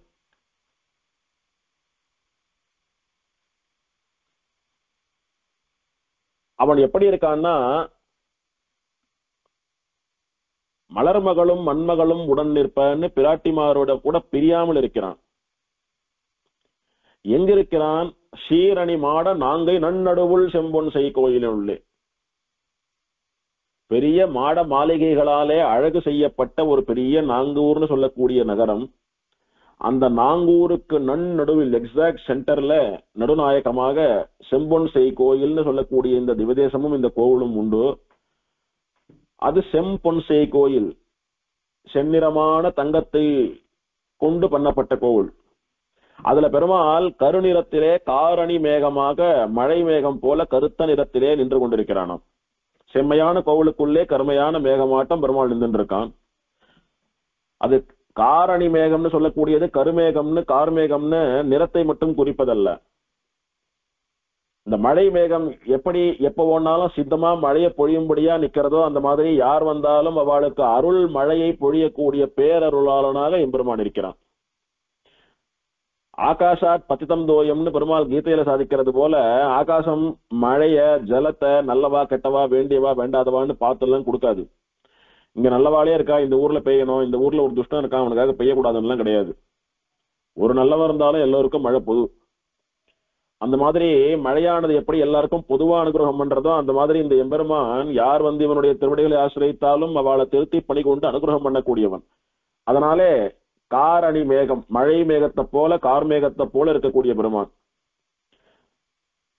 அப்படி அவன் கார்மேகமா நினைச்ச மாத்திரத்துல எல்லோருக்கும் அருள் புரியக்கூடியவனா இருக்கிறபடினாலதான் எனக்கும் அருள் புரிந்து பேரருளாளனாக திகழ்கிறான். அவனை அடையாளம் கண்டு கொண்டு நான் உய்ந்து போனேன், நல்ல கதிக்கு போனேன், நீங்களும் அவனை பற்றுங்கள்னு ஆழ்வார் நமக்கு உபதேசம் பண்றார். பிறப்போடு மூப்பு ஒன்று இல்லவன் அப்படின்னு பெருமாளை குறிப்பிடுறாரு. பெருமாளுக்கு பிறப்பில்லை மூப்பில்லை என்றும் மாறாத இளமையை உடையவன் பெருமாள் அப்படின்னு எல்லாம் நமக்கு தெரியுமே. இது ஏன் ஆழ்வார் சொல்லணும் அப்படின்னா, ஆழ்வார் சொல்றதுக்கு காரணம் உண்டு. அவனுக்கு எப்படி பிறப்பு மூப்பு எல்லாம் இல்லையோ, அவனை ஆசிரியத்தா அவனிடத்துல சரணாகதி பண்ணா நமக்கும் பிறப்பில்லாமல் பண்ணிடுவான், மூப்பு இல்லாம பண்ணிடுவான். பிறக்கவே போறதில்லை, பிறந்தாதானே வயசாகும், பிறந்தாதானே மூப்புன்னு சொல்லக்கூடிய முதுமை வரும், கஷ்டப்படுவான். அதனால பிறப்பே கிடையாதுன்னா மூப்பும் கிடையாது. அவனுக்கு எப்படி பிறப்பு மூப்பு எல்லாம் இல்லையோ அந்த மாதிரி அவனுடைய அடியார்களான நமக்கும் அதெல்லாம் இல்லாமல் பண்ணக்கூடியவன்.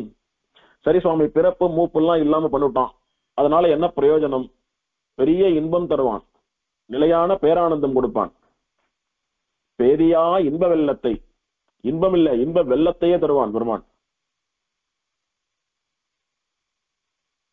அதனாலே அவனை ஆழ்வார் பிறப்பொடு மூப்பொன்று இல்லவன் தன்னை பேதியா இன்ப வெள்ளத்தைன்னு கொண்டாடுறார். திட விசும்பு பெரிநீர் திங்களும் சுடரும் செழுநிலத்து உயிர்களும் மற்றும் படர் பொருள்களுமாய் நின்றவன். அப்படின்னா இந்த உலகத்திலே என்னென்னலாம் உண்டோ அந்த பஞ்சபூதங்களாக வியாபித்திருக்கக்கூடிய பெருமாள். திட விசும்பு ஆகாசம், எரி நெருப்பு, நீர் ஜலம், திங்கள் சுடர், இந்த மாதிரி பஞ்சபூதங்கள்ல எல்லாம் கூட இந்த எம்பெருமான் நிறைந்திருக்கிறான். செழுநிலத்து உயிர்கள், இந்த லோகங்கள்ல இருக்கக்கூடிய அத்தனை ஜீவராசிகளுக்குள்ளேயும் உரைகிறான் பெருமாள். படர் பொருள்கள், கண்ணில் பார்க்கக்கூடிய பொருள் என்னெல்லாம் உண்டோ அத்தனையும் பெருமாள் நிறைந்திருக்கிறான். அவன் பங்கையத்து அயன் அணைய திடமொழி மறையோர் நாங்கனன் நடுவுள் செம்பொன் செய் கோயிலினுள்ளே கடல் நிற வண்ணன். தாமரையிலே அமர்ந்து கொண்டு வேதம் சொல்லிக் கொண்டிருக்கக்கூடிய பிரம்மாவிற்கு சமானமான பிராமணோத்தமர்கள் நிறைய வாழக்கூடிய இந்த திருநாங்கூர்னு சொல்லக்கூடிய திருப்பதிக்கு நடுவுள், சரியான நடுவிலே செம்பொன் செய் கோயிலுக்குள்ளே கடல் நிற வண்ணனாக சேவை சாதிக்கக்கூடிய பெருமாள். முதல்ல கார் மேகம்னுட்டு மழை மேகம்னு கருப்பா கொண்டாடினார். இப்போ கடல் நிற வண்ணன்னுட்டு அந்த மேகம் ஜலத்தை உறிஞ்சுவதற்கு காரணமாக இருக்கக்கூடிய சமுத்திரத்தினுடைய வண்ணம் இவனுடையதுன்னு கொண்டாடுறார். வசையரு குரலாய் மாவலி வேள்வி மண் அளவிட்டவன்னுட்டு வாமன திரிவிக்ரம அவதாரங்களை கொண்டாடுறார்.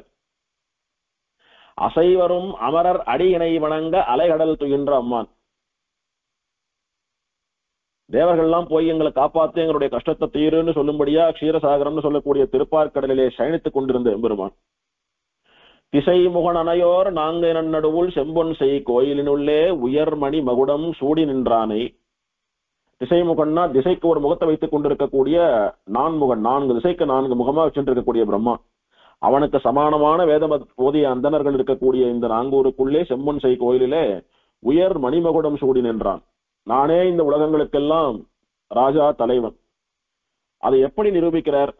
ஏன் திடீர்னு இந்த இடத்துல உயர் மணி மகுடம் சூடி நின்றான்னு சொல்லி இவனை ராஜாவா கொண்டாடுறாரு இப்போ அப்படின்னா, திடவிசும்பு எரி நீர் திங்கள் சுடர் செழுநிலத்து உயிர்கள் மற்றும் படர் பொருள்கள் எல்லாமாய் நின்றவன் விட்டு இந்த உலகத்திலே இருக்கக்கூடிய அத்தனை வஸ்துக்களிலும் இவன் நிறைந்திருக்கிறான். அப்படின்னா என்ன அர்த்தம்? எல்லாம் இவனுடையதுன்னு அர்த்தம். அது எல்லாத்துலயும் இவன் இருக்கிறதுனாலயே எல்லாம் இவனுடையதுதான் சொல்லிடலாமான்னா சொல்லிடலாம். எப்படின்னா, ஒரு வஸ்துவை அதனுடைய சொந்தக்காரன் தானே அளந்து தன்னுடையதுன்னு எடுத்துக்க முடியும். இவன் சின்ன வாமனனா மாவலி வேள்வியிலே வசையரு குரலாய் மண் அளவிட்டவன். எல்லா உலகங்களையும் அளந்து என்னுடையதுன்னு எடுத்துட்டான், என்னுடையதுதான் காட்டினான். அதனால இது எல்லாத்துக்கும் இவன் தான் சொந்தம், எல்லாத்துக்குள்ளேயும் உரையறான், அது எல்லாம் இவனுக்கு தான் சொந்தம். அதனால எல்லாவற்றையும் ஆளக்கூடிய ராஜாவாக இவன் திகழ்கிறான்னு காட்டி கொடுப்பதற்காக உயர் மணிமகுடம் சூடி நின்றான்னு கொண்டாடுற. தீ மணத்து அரக்கர் திரள் அழித்தவன், கெட்ட எண்ணம் இருக்கிறவால அழிச்சுடுவான். அதனாலே நம்முடைய கெட்ட எண்ணத்தையும் கூட இல்லாமல் நம்மளை தூய்மையானவர்களாக மாற்றுவான் இந்த எம்பெருமான். சென்று அடைந்தவர் தமக்கு தாய் மனத்து இறங்கி அருளினை கொடுக்கும் தயரதன் முதலை. யார் இவரிடத்திலே போய் சரணா ராமா சரணம்னுட்டு சரணாகதி பண்றாளோ அவளுக்கு தாய் மனத்தோடு கூட இறங்குவான். ஒரு அம்மாவானவள் எப்படி குழந்தைகளிடத்து இரக்கமா இருக்கிறாளோ அந்த மாதிரி இறங்கி அருளினை கொடுக்கும் அனுகிரகம் பண்ணக்கூடியவன். தயரதன் முதலை, தசரதனுடைய குமாரனான சக்கரவர்த்தி திருமகன். அந்த சக்கரவர்த்தி திருமகனாலே ஆராதிக்கப்பட்ட பெருமாள். அவனை நான் கண்டு கொண்டு உயிர்ந்தொழிந்தேன், நல்லகத்திக்கு போனேன். மல்லைமா முன்னீர் அதர்பட மலையால் அடை செய்து மகிழ்ந்தவன் தன்னை. எந்தைய பெருமான் சக்கரவர்த்தி திருமகனாக சமுத்திரத்திலே மலை கற்களை கொண்டு பாலம் அமைத்து சேது பந்தம் பண்ணி இலங்கைக்கு போய் ராவண சம்ஹாரம் பண்ணினானோ, கல்லின் மீது என்ற கடிமதில் இலங்கை கலங்க. எதுக்கு பெருமாள் பாலம் கட்டினான்னு அதுக்கு காரணமும் சொல்லிட்டார். மல்லை மா முன்னீர் அப்படின்னாக்கா சமுத்திரம், அதர்படன்னா அந்த சமுத்திர அலைகள் ஒதுங்கி ஒரு ஸ்திரமான ஒரு மார்க்கம் ஏற்பட வேண்டும் என்பதற்காக மலையால் அணை செய்து மலைப்பாறைகளை கொண்டு அணை பாலம் கட்டி மகிழ்ந்தவன். எதுக்கு மகிழறான் அப்படின்னா, லங்கைக்கு போறதுக்கு பாதை கிடைச்சுடுத்து, போய் ராவண சம்ஹாரம் பண்ணி விடலாம், தர்ம சம்ஸ்தாபனம் பண்ணி பிராட்டியை மீட்டு விடலாம்னு சந்தோஷம் பெருமாளுக்கு. இந்த அணை கட்டினா விட்டு, இந்த பாலம் கட்டினா விட்டு. எது கட்டினா? கல்லின் மீது என்ற கடிமதில் இலங்கை கலங்க. நல்ல கடினமான கற்களாலே மதில் சுவர்கள் சூழப்பட்டிருக்கக்கூடிய லங்கா நகரத்தை கலங்கும்படியா பொடி செய்த அடிகள் இவன். அப்படி கலங்கும்படியா ஓர் வாளி தொட்டானை, ஓர் அம்பினாலே கலங்கடித்தான் இலங்கையை. அந்த எம்பெருமான் மகிழ்ந்து தங்கியிருக்கக்கூடியதான கோவில் எதுன்னா, செல்வ நான்மறையோர் நாங்கை. பெரும் செல்வமான வேதத்தை தங்களுடைய தனமாக வைத்துக் கொண்டிருக்கக்கூடிய வைதிகோத்தமர்கள் பிராமணோத்தமர்கள் வாழக்கூடிய திருநாங்கூர். அதற்கு நடுவிலே செம்பொன்செய் கோயிலினுள்ளே அல்லிமா மலரால் தன்னுடும் அடியேன் கண்டுகொண்டு அல்லல் தீர்ந்தேனே அப்படின்னு இங்க இருக்கக்கூடிய பிராட்டியை ஸ்ரீதேவியை அல்லிமாமலராள் அப்படின்னு அல்லிமாமலர் நாச்சியார்னு பெயர் கொடுக்கிறார் ஆழ்வார். இந்த பெயர் தான் தாயாருக்கு இங்கே திருநாமமா திகழ்கிறது, அல்லிமாமலர் நாச்சியார்னு. இந்த அல்லிமாமலர்னு சொல்லக்கூடியது மொட்டாக இருக்கக்கூடிய புஷ்பம். புஷ்பம் மலர்ந்து போயிடுத்து அப்படின்னா ரொம்ப சீக்கிரம் வாடி போயிடும். முட்டாவே இருந்தா ரொம்ப நாள் வரும், ரொம்ப நாள்னா ரொம்ப நேரம் வரும், நல்லா இருக்கும், பாக்குறதுக்கு அழகா இருக்கும். வேணும்னா மலர்த்திக்கலாம். அது மலர்ந்து போயிடுத்த கூடிய சீக்கிரம் அது வாடி போறதுன்னு அர்த்தம். இந்த பிராட்டி மொட்டா இருக்கக்கூடிய மலர் கையில ஏந்தி கொண்டிருக்கிறபடினாலே எப்போதும் நம்மை இளமையாக நித்தியமாக வைத்துக் கொண்டிருக்கக்கூடியவள். நித்தியம் அப்படின்னா என்றும் மாறாத இளமை தரக்கூடிய மோட்சம், அதை தரக்கூடியவள். அதுக்காகவே எம்பெருமானுடைய பக்கத்திலே இருப்பவள் அப்படின்னு அல்லிமாமலராள் என்கிற வார்த்தையினாலே ஆழ்வார் கொண்டாடுகிறார். அவருக்கு அல்லிமாமலர் வங்கை நாச்சியார்னு திருநாமம். இப்படி எந்த பிராட்டியை ரட்சிப்பதற்காக எம்பெருமான் சமுத்திரத்திலே சேது கட்டி இலங்கையை கலங்க செய்து ராவண சம்ஹாரம் பண்ணி பிராட்டியை ரட்சித்தானோ, அந்த பிராட்டி என்றும் மாறாத இளமையோடு கூட அல்லிமாமலரை வைத்துக் கொண்டு அல்லிமாமலர் நாச்சியாராக இங்கு சேவை சாதிக்கிறாள். அவளோடும் கூட இந்த எம்பெருமானை அடியேன் கண்டுகொண்டு அவன் திருவடிகளை அடைந்தேன். அதனால் என்ன பலன்? அல்லல் தீர்ந்தேனே, என்னுடைய கஷ்டமெல்லாம் தீர்ந்து போயிடுத்து அப்படின்னு சாதிக்கிறார். ஆக அல்லிமாமலர் நாச்சியாரா பிராட்டி பெருமாளோட இருப்பது அடியவர்களுடைய அல்லலை தீர்ப்பதற்காக சொல்றார் ஆழ்வார். வெஞ்சின களிரும் வில்லொடு மல்லும் வெகுண்டு இருத்து அடர்த்தவன் தன்னை கஞ்சனை காய்ந்த காளையம்மானை கருமுகில் திருநிறுத்தவனை செஞ்சொல் நான்மறையோர் நாங்கனன் நடுவுள் செம்பொன்செய் கோயிலினுள்ளே அஞ்சன குன்றம் நின்றதொப்பானை கண்டுகொண்டு அல்லல் தீர்ந்தேனே. கருமுகில் திருநிறத்தவனை நுட்டு கார் மேகமாக இருக்கக்கூடிய பெருமாள் இந்த பேரருளாளன்னு கொண்டாடின ஆழ்வார். அஞ்சன குன்றம் நின்றதொப்பானை, அஞ்சனம் அப்படின்னா கண்ணுக்கு தீட்டிக்கிற மைய, அந்த மையில ஒரு மலையை கட்டினா எப்படி இருக்குமோ அந்த மையாலான மலை போல பெருமாள் இருக்கிறானாம். அத்தனை கருமை மலை போன்ற ஒரு திடமான திருமேனி. அப்படி மை மலை போன்று இருக்கக்கூடிய பெருமாள் அப்படின்னு அஞ்சன குன்றம் நின்றது ஒப்ப நிற்கிறான் அப்படின்னு கொண்டாடுற. அன்றிய வாணன் 1000 தோளும் துணிய அன்று ஆழி தொட்டானை, பானாசுரனுடைய 1000 தோள்களும் துண்டா விழும்படியாக சுதர்சனாழ்வானை ஏவி அவனை சம்ஹாரம் பண்ணி பானாசுர வதம் பண்ணினவன். அவன் யாருன்னா மின் திகழ் குடுமி வேங்கட மலை மேல் மேவிய வேதநல் விளக்கை. திருவேங்கட மலை மீது எழுந்தருள் இருக்கக்கூடிய திருவேங்கடமுடையானாகிற இந்த எம்பெருமானை வேத நல் விளக்கை அப்படின்னா என்ன? திருவேங்கடமலையினுடைய பிரபாவத்தை பார்க்கிற போது பார்த்தோம். வேங்கட வெற்பன விளங்கும் வேத வெற்பேன்னு சுவாமி தேசிகன் எதற்கு அதை வேத வெறுப்புன்னு கொண்டாடுறாரு அப்படின்னா, வேதமயமான மலை, வேதங்களே மலையா இருக்கிறது, அதற்கு மேலே விளக்கா பெருமாள் பிரகாசிச்சுட்டு இருக்கான். அப்படின்னா என்ன? இந்த வேதங்களாலே சொல்லப்படக்கூடிய பரம்பொருள் நான் தான் அப்படின்னு பிரகாசிச்சுட்டு இருக்கான் பெருமாள். அந்த விளக்கே இல்லைன்னா இத்தனை வேதங்களும் யார சொல்றது யார காட்டி கொடுக்கறதுன்னு தெரியாது, இருட்டா இருக்கும். இவன் விளக்கா பிரகாசிக்கிறபடினாலே இந்த விளக்கு ஒளியிலே இவன் தான் இந்த வேதங்களாலே சொல்லப்படக்கூடிய பரம்பொருள் அப்படின்னு தெரிந்துக்கலாம். அதனால அவனுக்கு வேத நல் விளக்கு, வேங்கட மலை மேல் மேவிய வேத நல் விளக்கு, திருமலை மேல ஸ்திரமாக வாசம் பண்ணக்கூடிய வேதத்தினுடைய அர்த்தம் இதுதான் என்று காட்டிக் கொடுக்கக்கூடிய விளக்கு அவன்.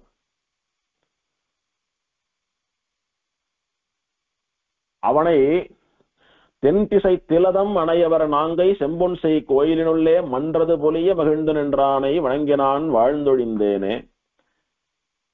இத்தனை வேதம் ஓதக்கூடிய அந்தணர்கள் அனுஷ்டானம் பண்ணிட்டு யாகம் பண்ணிட்டு இருக்கிறபடினாலே அந்த தெற்கு திசைக்கே ஒரு திலகம் போல திகழறதான் இந்த திருநாங்கூர். ஏன் தென் திசைன்னு திடீர்னு சொல்றாரு அப்படின்னா, வடதிசை வேங்கடத்தை பாடிய ஆழ்வார் திடீரென்று தென் திசை ஞாபகத்துக்கு வரவே அந்த வடதிசை வேங்கடத்துக்கு மேலே இருக்கக்கூடிய வேத விளக்கை இந்த தென் திசைக்கு திலகமாக இருக்கக்கூடிய திருநாங்கூர் நடுவிலே செம்பொன் செய் கோயிலுனிலே நான் சேவித்தேன் அப்படின்னு இவன் திருவேங்கடமுடையான் என்பதையும் காட்டிக் கொடுக்கிறார்.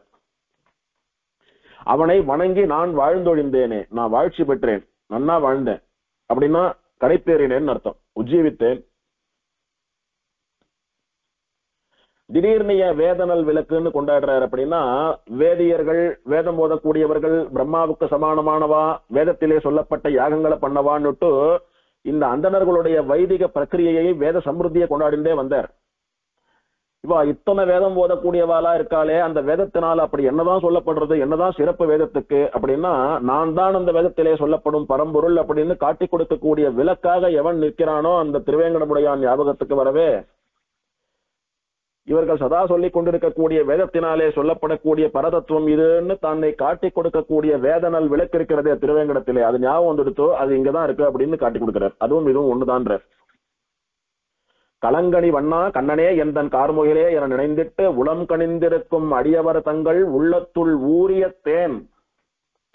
பெருமாள கண்ணா ராமா கார்முகில் வண்ணா அப்படின்னு பல பெயர்களை கொண்டு ஸ்தோத்திரம் பண்ணி மனசு அப்படியே மகிழ்ந்திருக்கக்கூடிய பக்தர்கள் பாகவதோத்தமர்கள் இருக்கிறார்களே, அவளுடைய மனசுக்குள்ள ஊரிய தேனா இவன்.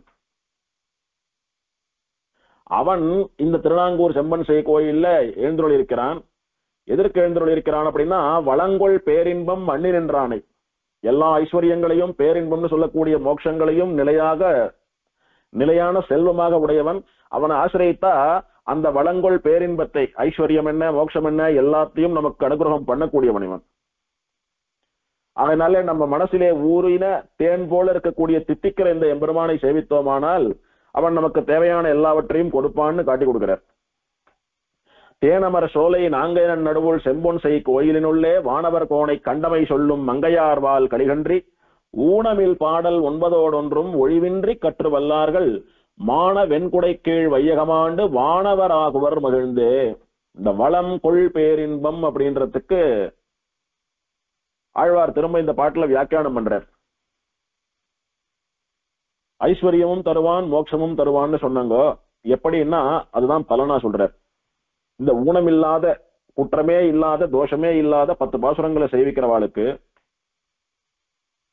மான வெண்குடை கீழ் வையகமாண்டு அப்படின்னா ஒரு ராஜாவை போல வெண்கொற்ற குடையின் கீழே உட்கார்ந்து இந்த லோகத்தை ஆளக்கூடும்படியான ஒரு ஐஸ்வர்யம், ஒரு பெரிய செல்வத்தை கொடுப்பான். இவ்வுலக ஐகிக சுகமான இகலோக சுகமான ஐஸ்வர்யம் கிடைக்கும். அது மட்டுமா, வானவராகவர் மகிழ்ந்தே, அவ வைகுண்டத்துக்கும் போவா அப்படின்னுட்டு இகலோகம் என்ன அந்த லோகம் என்ன ரெண்டும் பலனா சொல்லப்பட்டிருக்கிறது. இப்படி இந்த உலகத்துக்கு தேவையான ஐஸ்வர்யம்னு சொல்லக்கூடிய செம்பொன்னையும் அந்த ஸ்ரீவைகுண்ட லோகத்திலே நமக்கு மோட்சம்னு சொல்லக்கூடிய ஆனந்தத்தையும் தரக்கூடிய பெருமாளானபடினாலே பேரருளாளன் செம்பொன் நரங்கர் அப்படின்னு எல்லாம் கொண்டாடுறார் ஆழ்வார். இவன் ஆசிரியத்தான் நமக்கு எல்லாம் கிடைக்கிறது. பிள்ளை பெருமாளையங்கார் இவரை பாடுகிற போது, ஊர்வேன் மடலை ஒழிவேன் மடம் நாணம் சேர்வேன் கரிய திருமாலை பாரறிய அம்பொன் செய் கோயில் அரங்கன் அணிநாங்கூர் செம்பொன் செய் கோயிலினில் நின்று. பாரறிய இந்த உலகமே தெரிந்து கொள்ளும்படியா, இந்த உலகத்தோர் எல்லாம் பார்க்கும்படியா வெளிப்படையாக மடம் நாணம் ஒழிவேன், ஒரு பெண்மைக்குரிய குணங்களான வெட்கம் என்ன நாணம் என்ன மடத்தன்மை என்ன இது எல்லாத்தையும் ஒழிச்சுட்டு மடலை ஊர்வேன். அப்படின்னா மடலூர்ந்து செல்வேன், பெருமாளுக்கு தூது அனுப்புவேன். பிள்ளை பெருமாளை எங்கார் இங்கே தன்னை நாயிகா பாவத்திலே தன்னை ஒரு பெண்ணா பாவித்துண்டு பெருமாளை தன்னுடைய கணவனாக காதலனா பாவிச்சுண்டு பாடுறார். பெண்ணுன்னு சொல்லக்கூடியவளுக்கு அழகு அச்சம் மடம் நாணம் பயிர்ப்புன்னு எல்லாம் சொல்றாளோ இல்லையோ, அந்த மடத்தன்மை நாணம்னு சொல்லக்கூடிய வெட்கம் இதெல்லாம் பெண்ணுக்கு இருக்க வேணும். ஆனா நான் அந்த மடம் வெட்கம் எல்லாத்தையும் விட்டுட்டு ரகசியத்திலே பண்ணக்கூடிய காதலை பாரறிய வெளிப்படையா உலகத்துல எல்லோருக்கும் தெரியும்படியா துணிவா பண்ணுவேன். ஏன் தெரியுமா, என்னுடைய காதல் கேவலம் சரீர சம்பந்த காதல் அல்ல, வெட்கி தலை குனிவதற்கு. ஜீவாத்மாவாகிற நான் பரமாத்மாவாகிற எம்பெருமானை அனுபவிப்பதாகிற ஆத்ம சம்ஸ்லேஷம் இது. அதனாலே லோகத்தவர் சொல்லுகிறபடியான ஒரு சிறுமையான காதல் அல்ல இது. அதனால் ஒரு வெட்டமும் இல்லாமல் நான் தைரியமா எல்லாரும் பார்க்கும்படியாவே தூது அனுப்புவேன், தூது விடுவேன் பெருமாளுக்கு. யாருக்கு? பொன் செய் கோயில் அரங்கன். அம்னா அழகிய, அழகிய பொன்னாலே ஸ்வர்ணத்தினாலே செய்யப்பட்ட கோயிலை உடைய ஸ்ரீரங்கநாதன் அப்படின்னுட்டு இந்த திருக்கோயில் ஸ்வர்ணத்தினாலே கட்டப்பட்டதுன்னு காட்டி கொடுக்கிறார் ஐயங்கார். அணி நாங்கூர், இந்த கோயிலாலே இந்த நாங்கூருக்கே அழகு. ஒரு ஊர்ல 6 கோவில் இருக்கு, 6 கோயிலுக்கு நடுவுல ஒரு கோவில் ஸ்வர்ணத்திலே பண்ணப்பட்ட கோயில் அப்படின்னா அந்த தங்கத்திலே ஜொலிக்கக்கூடிய கோயில் அந்த ஊருக்கு அழகு சேர்க்கும் அல்லவா? அதனால பொன் செய் கோயில் அரங்கன் அணி நாங்கூர், இந்த செம்பொன் செய் கோயில் ஸ்ரீரங்கநாதனுடைய கோயிலாலே அழகு செய்யப்பட்ட திருநாங்கூரிலே செம்பொன் செய் கோயில், செம்பொன் செய் கோயில் என்று சொல்லக்கூடிய இந்த திவதேசத்திலே சென்று நான் போய் கரிய திருமாலை, கார்மேகம் போல இருக்கக்கூடிய கரிய நிறத்தவனான பேரருளாளனை சேர்வேன், அடைவேன்னு சொல்றேன். இங்க பாருங்க, நான் ஒரு பெண் தான், ஆனா வெக்கம் நாணம் இதெல்லாம் விட்டுட்டு தூது அனுப்புவேன். தூது போய் அந்த எபெருமானை செம்பொன் செய் கோயில்ல போய் சேர்வேன், அடைவேன், அவன் ஆலிங்கனம் பண்ணிக்கொள்வேன். அதனால ஒரு வெக்கமும் இல்லை எனக்கு. ஏன்னா அவன் என்னுடையவன், நான் அவனைத்தான் சேர வேண்டும், நான் அவனுடையவள். என்னுடையவனை நான் சேர்வதற்கு இதற்கு நான் வெட்கப்பட வேண்டும். அதனால எல்லோரும் பார்க்கும்படியா, இந்த உலகமே பார்க்கும்படியா, எப்படி பிராட்டி அந்த எம்பெருமானுடைய மார்பிலே ஏறி அமர்ந்தாலோ அது போல நான் உலகமே பார்க்கும்படியா அந்த எம்பெருமானிடத்திலே போய் அவனை ஆலிங்கனம் பண்ணிக்கொள்வேன் என்று ஆற்றாமையிலே பாடக்கூடிய பாசுரம் இது. அதாவது இந்த எம்பெருமான் ஞாபகம் வந்துடுத்தோ, இந்த எம்பெருமான சேரணும்னு இந்த ஐயங்காருக்கு ஒரு ஆசை வந்துடுத்து, உடனே சேரணும். எப்படி சேர்றது அப்படின்னா, இந்த மாதிரி உங்களை பிரிஞ்சு இந்த பிள்ளை பெருமாள் ஐயங்கார்னு சொல்லக்கூடிய நாயக்கி ரொம்ப வாடின்னு இருக்கா, உங்களை சேரணும்னு நினைக்கிறா, அனுகிரகம் பண்ண வேண்டியதுன்னு தூது அனுப்புறாரு, இன்ஃபர்மேஷன் கொடுக்குறாரு. முதல்ல அந்த சமாச்சாரம், அந்த செய்தி பெருமாளிடத்துல போய் சேர்ந்து பெருமாள் அனுகிரகம் பண்றதுக்குள்ள கூட இவரால நிக்க முடியல, தாங்க முடியல, தரிக்க முடியல. அந்த செய்தி போற வேகத்துல இவரும் போய் பெருமாளை போய் நான் சேர்வேன், அடைவேன் அப்படின்னு தெரிவிக்கிறார். இது ஒரு க்ஷணம் கூட உன்னை விட்டு இனிமேல் பிரிந்திருக்க முடியாதுன்னு சொல்லக்கூடிய நாயகியினுடைய பாவம், நாயகத் மேல இருக்கக்கூடிய தீராத காதல். அது போல இந்த பரம்பொருளான பெருமாளை ஒரு க்ஷணம் கூட இனிமேல் பிரிந்திருக்க மாட்டேன்னு சொல்லக்கூடிய பரம பாகவதோத்தமரான பிள்ளை பெருமாள் ஐயங்காருடைய காதல் வேட்கை இது. இந்த காதல் வேட்கையை நான் ஊரறிய சொல்றதுக்கெல்லாம் வெக்கப்பட மாட்டேன். ஏன்னா ஸ்வரூபம் அதுதான். இந்த ஜீவன் அந்த பரமனை அடைய வேணும்ன்றதுதான் ஸ்வரூபம். நாமெல்லாம் ஸ்திரீ பிராயர்கள், ஸ்திரீ பிராயம் இதரம் ஜெகத்துன்னு உலகமே ஸ்திரீ பிராயம் தான். அவன் ஒருத்தன் தான் புருஷோத்தம. அவனை சேரணும்னு அவனுடைய ஆவடையாளான நான் துடிக்கதற்கு எதுக்கு நான் வெக்கப்பட வேண்டும்? அதுதான் எனக்கு ஸ்வரூபம், அதுதான் எனக்கு அழகு, எனக்கு பெருமை அப்படின்னு ஆழ்வார் ஐயங்கார் காட்டி கொடுக்கிறார். அந்த அளவுக்கு இந்த எம்பெருமான் தன்னுடைய அழகை காட்டி பிள்ளை பெருமாள் ஐயங்கார்னு சொல்லக்கூடிய நாயகையை மயக்கி வைத்திருக்கிறான். இவனை தியானிப்பதான விஷ்ணு ஸ்தலாதர்ஷ ஸ்லோகம். தஸ்மின் உத்தம ஹேம க்ளுப்த நிவசே நாம்னா கிருபாவான் ஹரிஹி தேவி குட்மல பங்கஜா கமலினி நித்யம் விமானம் ததா பிராச்சீ திக்விலசன் முகஸ்ச கருணாவாரான்நிதிஹி ஸ்ரீநிதிஹி பிரத்யக்ஷோ திருடநேத்ர திவ்யமுனயே நித்யைः சமம் சூரிபிஹி. இந்த உத்தமமான ஹேம கிளுப்த கஷேத்திரம்னு சொல்லக்கூடிய செம்பொன் செய் கோயில் திவதேசத்திலே நிவசே வசிக்கக்கூடியவனாக, இந்த செம்பொன் செய் கோயிலை இருப்பிடமாக கொண்டவனாக, நாம்னா கிருபாவான் ஹரிஹி பேரருளாளன் என்கிற பெயரோடு கூட எம்பெருமான் எழுந்தருள் இருக்கிறான். கிருபாவான் மகா காருண்யன் அப்படின்னு எல்லாம் பெயர். யாரு? இந்த ஹரி, இந்த எம்பெருமானுக்கு. தேவி குட்மல பங்கஜா, குட்மலம் அப்படின்னா மொட்டுன்னு அர்த்தம், பங்கஜம்னா தாமரை. தேவி இங்க இருக்கக்கூடிய தாயார் குட்மல பங்கஜா கமலினி அப்படின்னா அல்லிமா மலர் நாச்சியார். மலராத மொட்டாத இருக்கக்கூடிய அல்லி மலரை கையில ஏந்தி கொண்டிருக்கக்கூடிய அல்லிமா மலர் நாச்சியார். விமானம் நித்திய விமானம், நித்தியம் விமானம் ததா, இங்க இருக்கக்கூடிய விமானம் நித்திய விமானம். பிராச்சி திக் விலசன்னு முகஸ்ச, கிழக்கு நோக்கிய திருமுக மண்டலத்தோடு கூட கருணா வாரான்நிதிஹி, கருணை கடலாக, பேரருளாளன்னு சொன்னாரோ இல்லையோ, அது புரியணும்னு திரும்ப வியாக்கியானம், கருணை கடல்னு. கருணா வாரான்நிதிஹி, வாரான்நிதினா சமுத்திரம். ஸ்ரீநிதிஹி, பிராட்டி என்னும் பெரும் நிதியை கூட வைத்துக் கொண்டிருக்கக்கூடியவன், திருவுக்கும் திருவாகிய செல்வன். ஸ்ரீன்னு சொல்லக்கூடியவள் திரு, இவன் ஸ்ரீ நிதி, திருவுக்கும் திருவாகிய செல்வன். அந்த திருவும் இவனும் சேர்ந்து தங்கள் திருவடிகளையே எல்லோருக்கும் கொடுக்கக்கூடிய செல்வந்தர்கள். பிரத்யக்ஷோ திருடநேத்திர திவ்ய முனையே, திருடநேத்திரர்னு சொல்லக்கூடிய தெய்வாம்சம் நிறைந்த முனிவருக்காக பிரத்யக்ஷமா சேவை சாதித்த இந்த எம்பெருமான் நித்தியை சமம் சூரிபிகி, நித்திய சூரிகளுக்கு சமானமான இந்த முனிவருக்காக சேவை சாதித்த இந்த எம்பெருமான் நித்திய சூரிகளோடு கூட இந்த திவதேசத்திலே எழுந்தருளியிருக்கிறான் அப்படின்னு காட்டுறார்.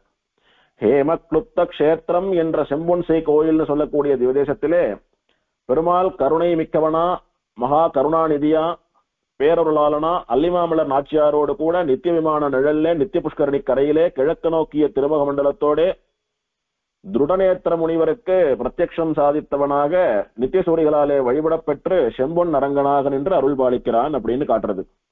தஸ்மின் உத்தம ஹேம கிளுப்த நிவசே நாம்னா கிருபாவான் ஹரிஹி தேவி குட்மல பங்கஜா கமலினி நித்யம் விமானம் ததா பிராச்சீதிக் விலசன்முகஸ்ச கருணாவாரான்நிதிஹி ஸ்ரீநிதிஹி பிரத்யக்ஷோ திருடநேத்திர திவ்யமுனயே நித்யை சமம் சூரிபிஹி.